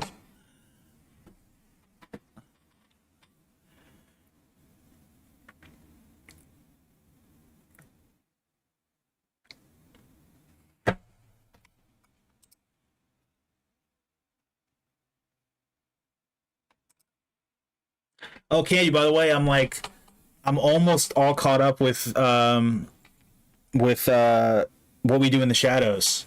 I think I have like maybe 3 or 4 more episodes. So I'm almost there. Actually, I thought it was gonna take me a lot longer, but it's really good. I'm really into it now. I think the first 5 episodes I was kind of like I was still into it, but I think after that they really hit a rhythm, and like I think a lot of them were really funny.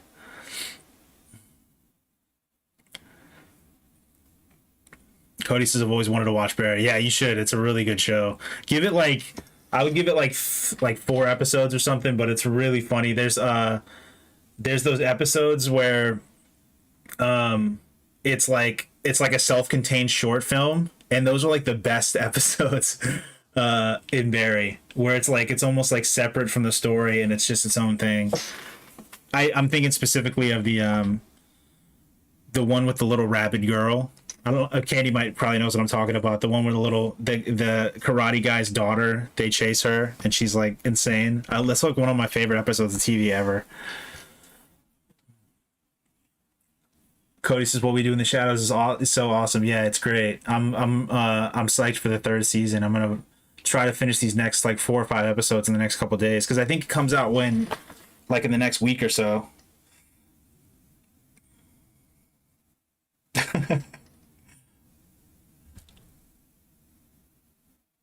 Jack Black blinking. He's going full crazy.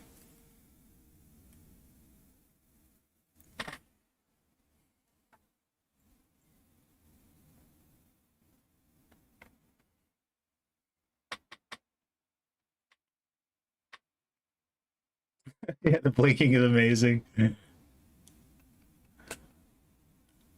So offensive. And my head move is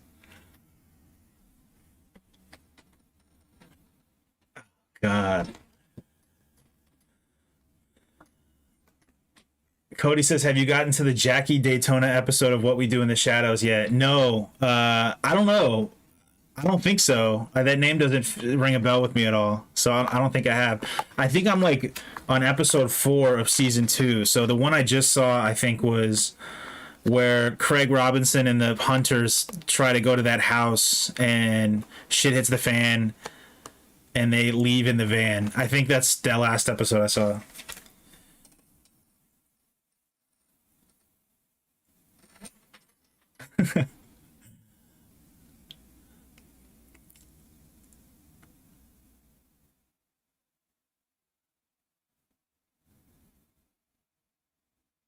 I will say what we do in the shadows. The girl that plays the girl vampire. I forget her name. I don't know her name. Nadja. She's amazing. I hadn't seen her in anything else, but she is so amazing in that show. She's hilarious.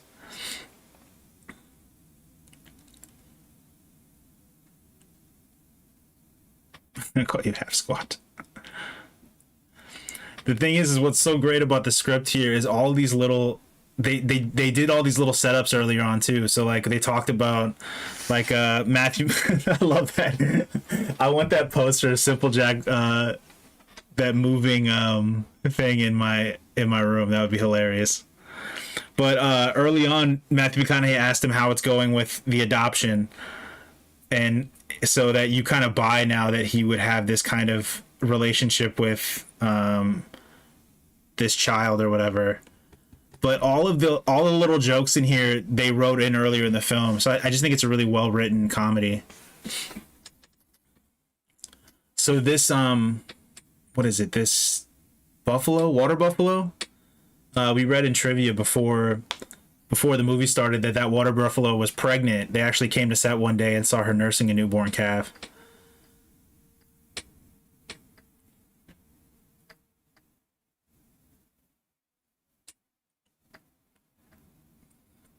He got some good. Ha ha.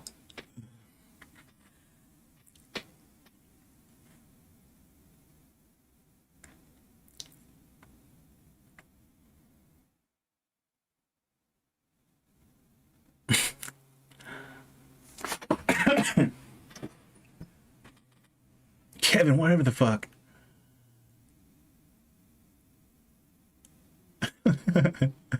His jaw wiggle. I can't even do it.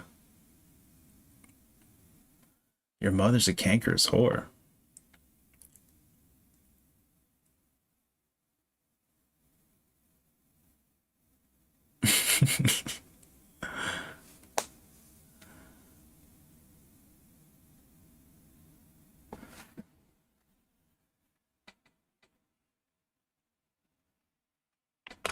Yeah, Cody, you miss booty sweat. Cody, you also, if you wanted to, well, I don't, you're not going to, but I found out that they actually sold booty sweat for like a limited run when this movie first came out, and you can buy a can of booty sweat on eBay right now for like $35. You'd own some movie history. Al Pacino's booty sweat.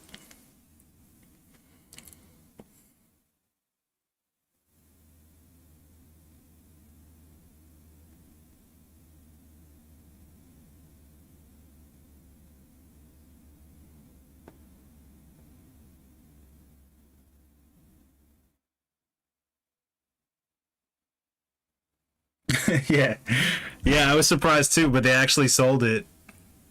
Oh, he goes Lance. This is the Lance Bass reveal at the end, the NSYNC guy.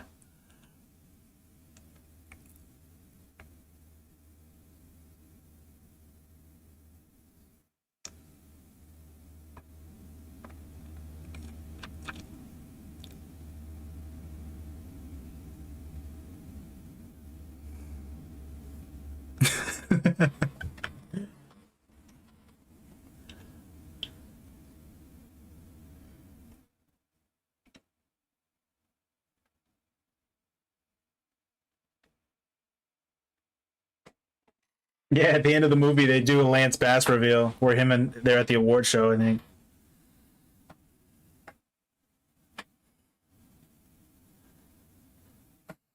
Jesus, Jack Black.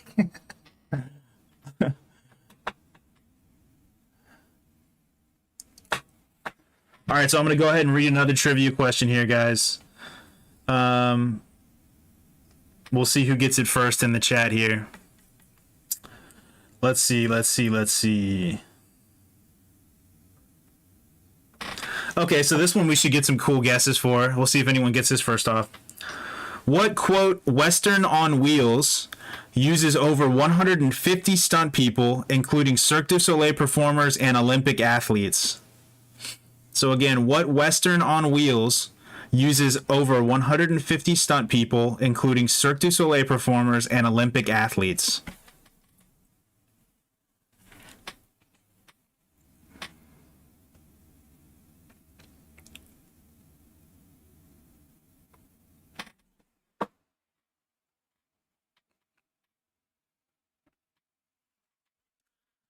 Tenuvio says Wild Wild West. No. Oh, Shiwan gets it by just a hair. It is Mad Max Fury Road. Candy got it right as well, and I'm pretty sure it was like almost at exactly the same time. But Shiwan gets the edge there. So Shiwan has two, Kathleen has one so far. But yeah, Mad Max Fury Road, which is that would be a really fun watch party movie too if it's streaming anywhere. I should put that as a nominee at some point because that's a really fun movie. But yeah, the Cirque du Soleil performers would have given it away for me because they do that thing with where they're swinging back and forth between the cars and stuff, and that's 100% a Cirque du Soleil performance. But congratulations, Shiwan. She's got 2 points. Kathleen has 1 point. I'm gonna read like I do them every 15 minutes, so probably maybe three more questions. So it's really anybody's game still.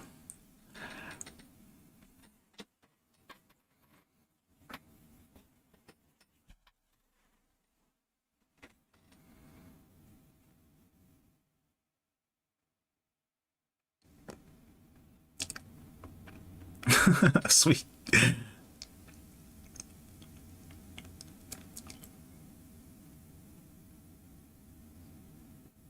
Like they just throw him off.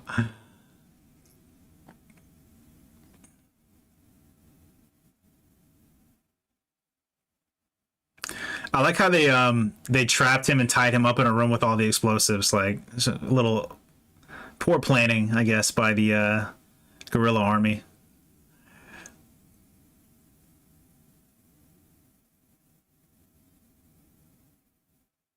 Uh-oh.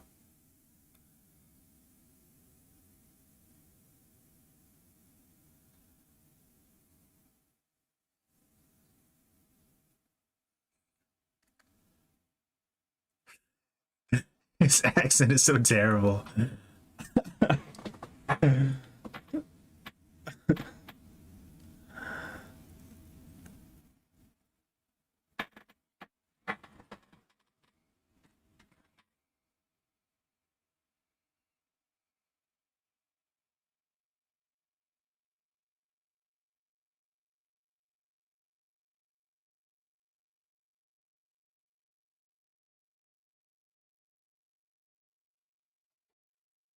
Here's my motherfucking farm.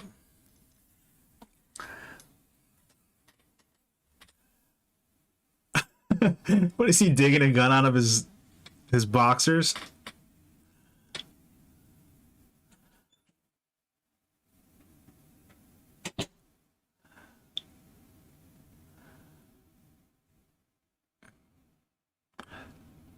They all have fake guns, right? Wouldn't you grab the real guns now? I don't know. That's what I would probably do.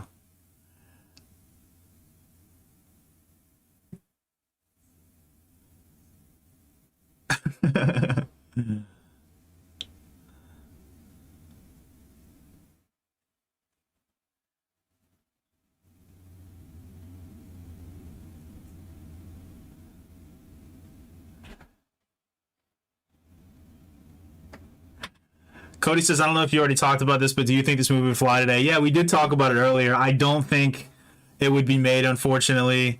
I don't, not that I don't think audiences would really click with it. I just, like I said previously, I think it would still hold up. I think people, it would still become like a big cult classic, but I don't think that studios would take the risk on it nowadays. I think with the amount of properties they can get from, you know, comics and remakes and reboots and stuff like that, I don't think that they would spend, because this was a budget of $90 million. I don't think they would spend $90 million on a movie that would be this controversial, this big, and they would have to worry about the bad press and bad PR and potential boycotts and stuff. I just don't think that they would stomach the risk.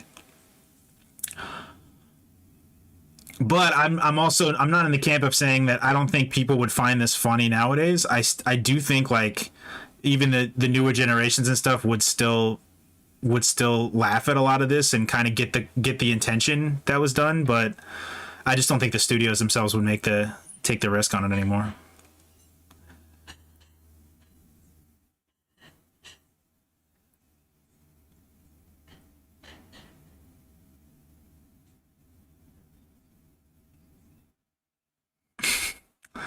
He's got Stockholm syndrome.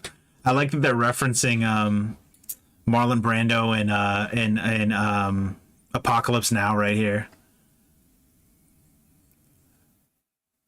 His name is Twickman.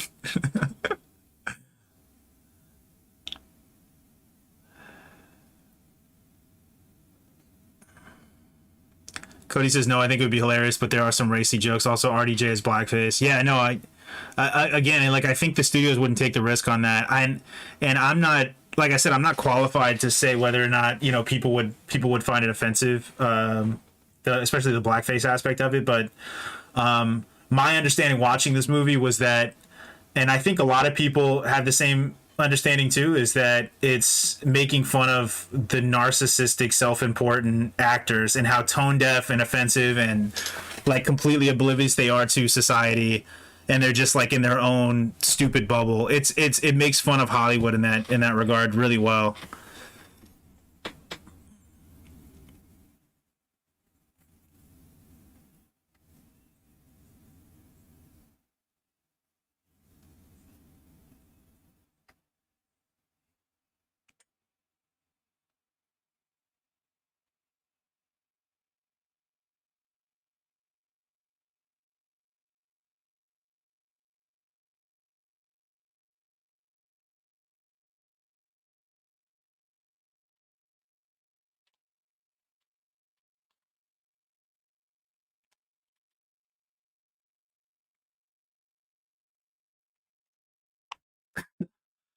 Yeah, he's got to fight the heroin, man.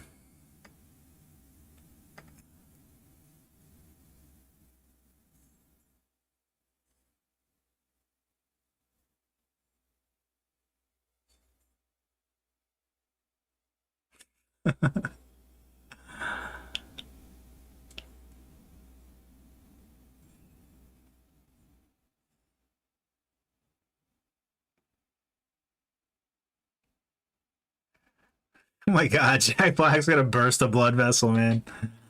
So funny.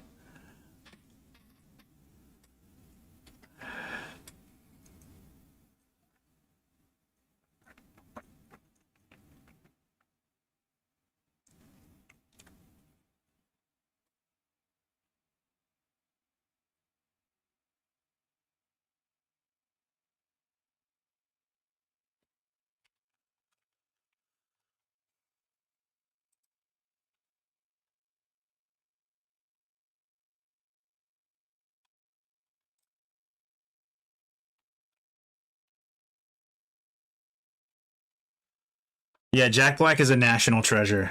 100%. She wants his Jack Black as a gift. Yeah. The man is a national treasure. We did Nacho Libre for the watch party really early on when I first started doing them, and that was a really, really fun watch party to do. That's probably my favorite Jack Black performance. School of Rock is up there too, but he's amazing in so many things.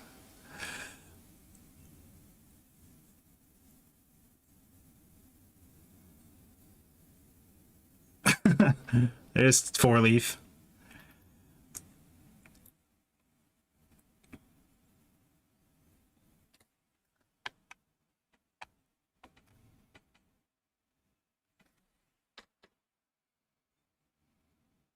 It's me, Tug.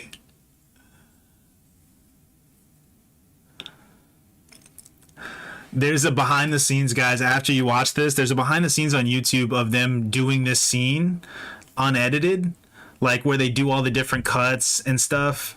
It's really fun, and it's a really informative, honestly, for how they shoot these kind of things. So like when you watch Adam McKay movies and like these improvisational comedies, it really puts in perspective like how they shoot these things, where they're just kind of really throwing out ideas and trying to get as much doing it over and over again and trying to get as much crazy shit out of it as possible.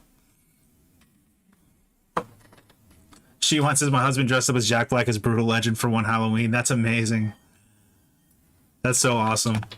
There's so many good Jack Black. As a bigger guy, there's so many awesome Jack Black Halloween costume ideas I've thought of over the last like however many years. I always think, oh, that'd be hilarious if I did that. Brutal Legend's a really good one though.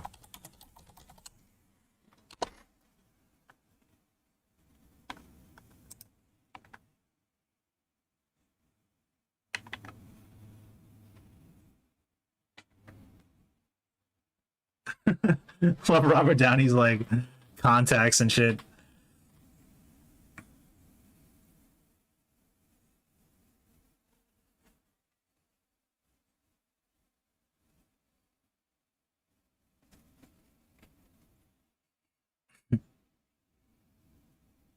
I got high to that shit. You the man.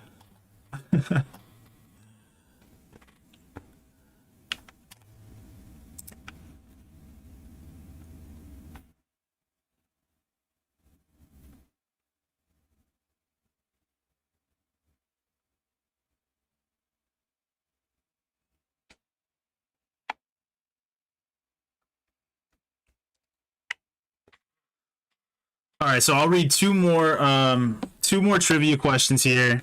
I'll do one more, and then once the movie ends, I'll do the last one because I think we got about 15 minutes left in the film now.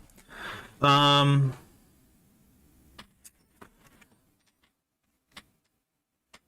okay, so this one's gonna favor kind of an somebody likes more classic Hollywood classic films. Who played the odd couple in the 1968 film The Odd Couple? So who played the odd couple in the 1968 film The Odd Couple? So name those two actors.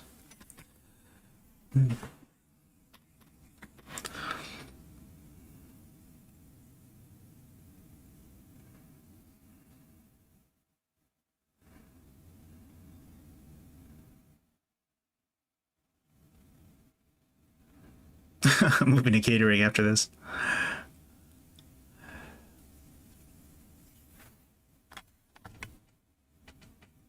Tenuvio says no idea. No idea. I don't think that that's the name of the actors.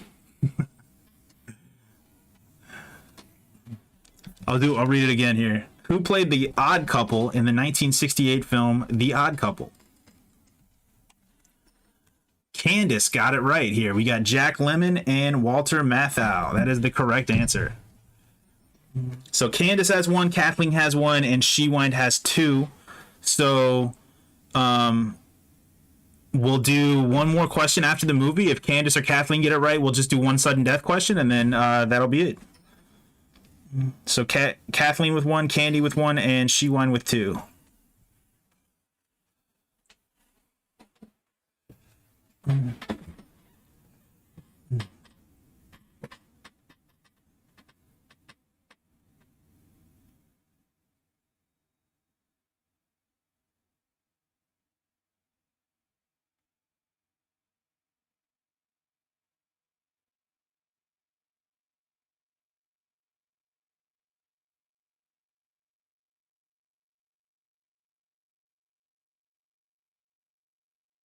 He's staying behind for his son.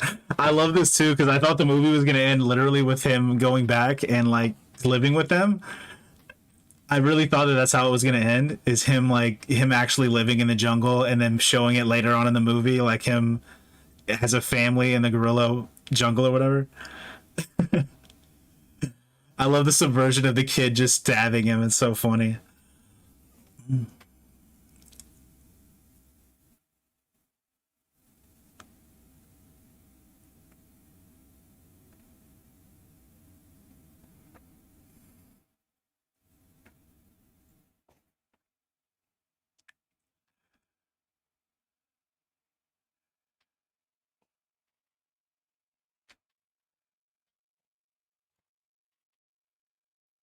You've got ants? Fuck, you've got ants?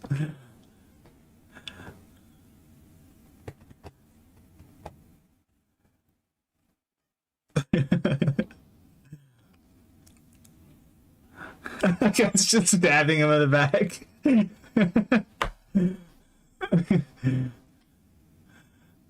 So awful.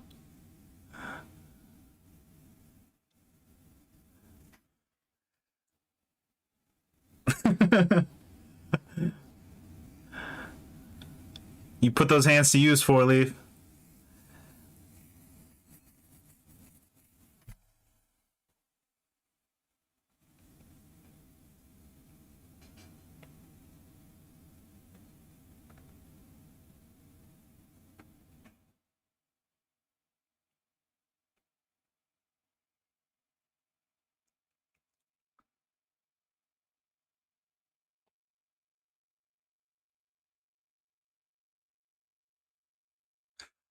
What did he say? Half squat? Is that what he's gonna?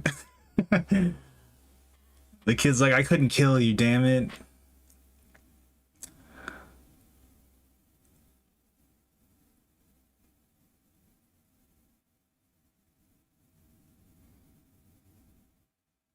Yeah, it's a really good. It's a really great explosion. Again, we talked about this in the beginning of the movie too. Is Ben Stiller directed this, and he takes these scenes so seriously. Like it's almost like he does these like frame recreations of them, but they put a lot of effort into making all this stuff seem legitimate. I guess I just say that because I can see a lot of other comedy directors just going like, this doesn't really matter as much. It's just the comedy, so they would kind of skimp on these things. But Ben Stiller goes 110% on these scenes, no matter what. They're in a puddle, mate.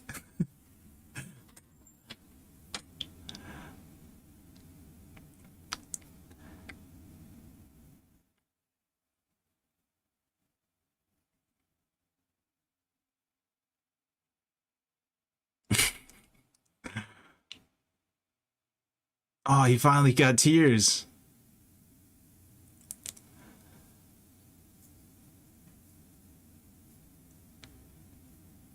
Perfect cyclical writing, guys. With the very beginning, with him not being able to cry, and then also the writing of like Four Leaf's like fake hands, and then him having to use his hand to push the bomb at the end. It's like a lot of a lot of care went into each one of the characters, like arcs, you know, and they had to tie up those arcs and stuff. I just think it's I think one of the most underrated aspects of Tropic Thunder is the writing. Every little character, even his agent here, they have their own like arc in the movie.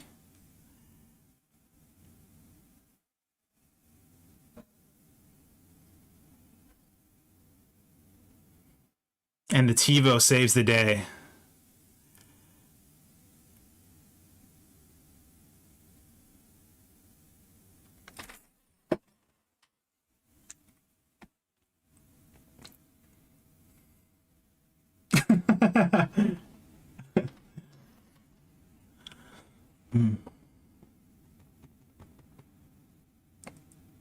I guess Matthew McConaughey's just gonna die in the jungle, or like I guess they're gonna say he just runs out of it. I don't know. I do love that Tobey Maguire was nominated for Satan's Alley here, though, for sure. Yeah, they run into the forest. Matthew McConaughey just books it. Oh, Tug Speedman wins the Oscar.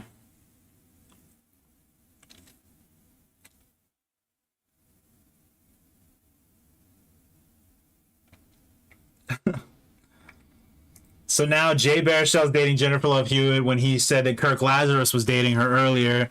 Obviously, this is Lance, so they tie that in together at the end. All these little callbacks to those little tiny moments early on.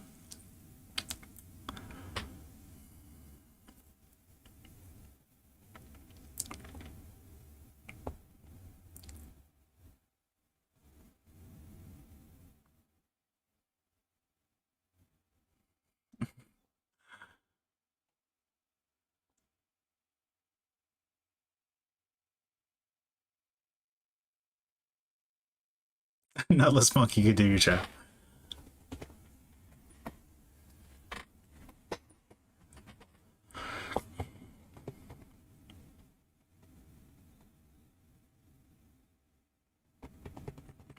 Candy says I can listen to Bill Hader read the phone book and never get bored. Yeah, I know. He's doing his character. What's the guy that does like the first 48 or whatever, those like true crime things?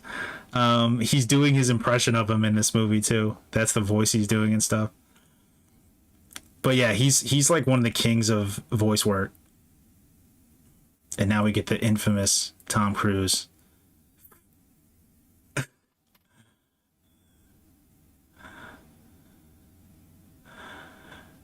Dude, the crew had to be laughing so hard doing all these like these shots. They're like, what am like you're sitting there with as the cameraman and you're just going, look at what I'm capturing. I'm capturing like Tom Cruise with prosthetic fat hands, and he's also doing the Ludacris song it's funny because he's doing a Ludacris song. Is Get Back the one where he has the huge hands? I don't know. I don't know if you guys know. One of the Ludacris videos is where he has like big giant fake hands. I think it might be this one too.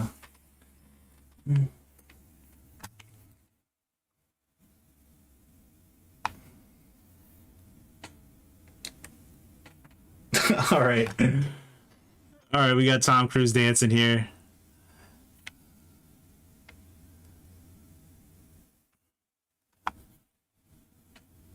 Ben Stiller.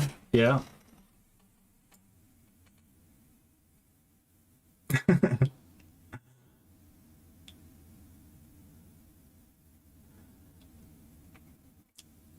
Tropic Thunder. There we go. All right, guys, let me go ahead and switch out here. All right, so that was Tropic Thunder. Again, one of my favorite comedies ever made. It's up there. I think, like, if I had to put comedies, I don't have my official list. The ones that are coming to mind, though, actually, it's funny because Jay Baruchel is in two of my favorite comedies of all time. But This Is the End from Seth Rogen is one of the funniest modern comedies too, along with Tropic Thunder. So yeah, I absolutely love this movie. I could watch this like 5 times in a row and not get tired of it. I'm gonna go ahead and read another trivia question here, and we'll see if She Wine can pull it out with a victory here, or if Kathleen or Candy get it. It'll be a tie, and we'll do one sudden death question for the win between those two. Let's see. See if I can find a good one here.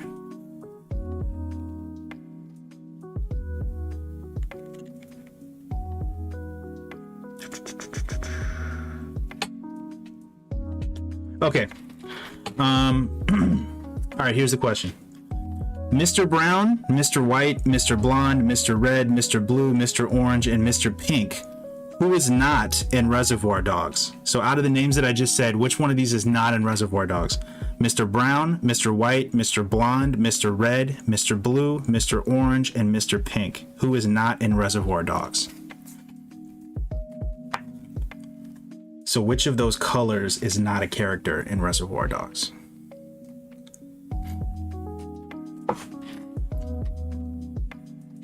I know. I knew a bunch of you guys were going to type in Reservoir Dogs really fast.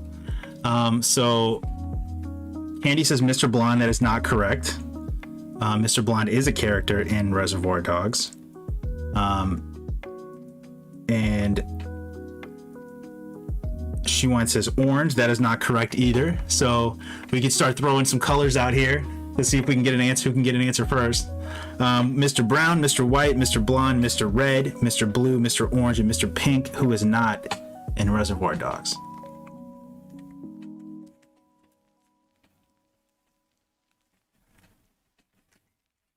So we'll see process of elimination. It's not Mr. Orange, it's not Mr. Blonde. So we've got Mr. Brown, Mr. White, Mr. Red, Mr. Blue, and Mr. Pink. She-Wine says red, and that is the correct answer. So She-Wine wins this week. Trivia for this week. So what we'll do, She-Wine, is because you are on the Discord, I will get with you maybe after the stream. I'll leave you a message there. And if you want to pick a movie that's available on one of the major streaming platforms, so as long as your movie that you're going to pick is available on Netflix, Amazon, HBO Max, or Disney Plus, it's eligible. So as long as it's on one of those 4 streaming platforms, it is eligible. I'll get with you in the Discord after, and then you can give me your selection, and then I'll just build the rest of my movies on top of that here. So it will be next week. I do have a guest coming on, so I have Caleb from Movies Are Terrible is going to be coming on. He's going to be sponsoring next week. So whatever movie you select is going to be the week after that, if that's okay. She-Wind, it's going to be the week after next week, just because next week we have Caleb coming on, and he's going to select all 5 movies, and he's going to be a guest on next week's stream. Again, we're sorry that I couldn't have Amanda from Candid Cinema on this week. She did have a last minute work emergency, so she wasn't able to make it, even though she did want to. She wasn't able to make it today. But again, we do have Caleb coming on next week from Movies Are Terrible. I'll make sure to, when we drop the nominees for him on Wednesday, to put his gaming channel in the Discord, and you can check out his content. And that's gonna do it, though. I had a lot of fun with Tropic Thunder. Hopefully you guys had as much fun as I did. We will be here same time next week on Monday at 8 p.m. Eastern time to watch a movie with Caleb. I will announce those nominees on Wednesday, so keep an eye out for that in the Discord so that you guys can vote, and I'll post it on the social media and stuff as well. But thanks a lot for coming out. I appreciate all you guys that came out today, and I will see you guys next week.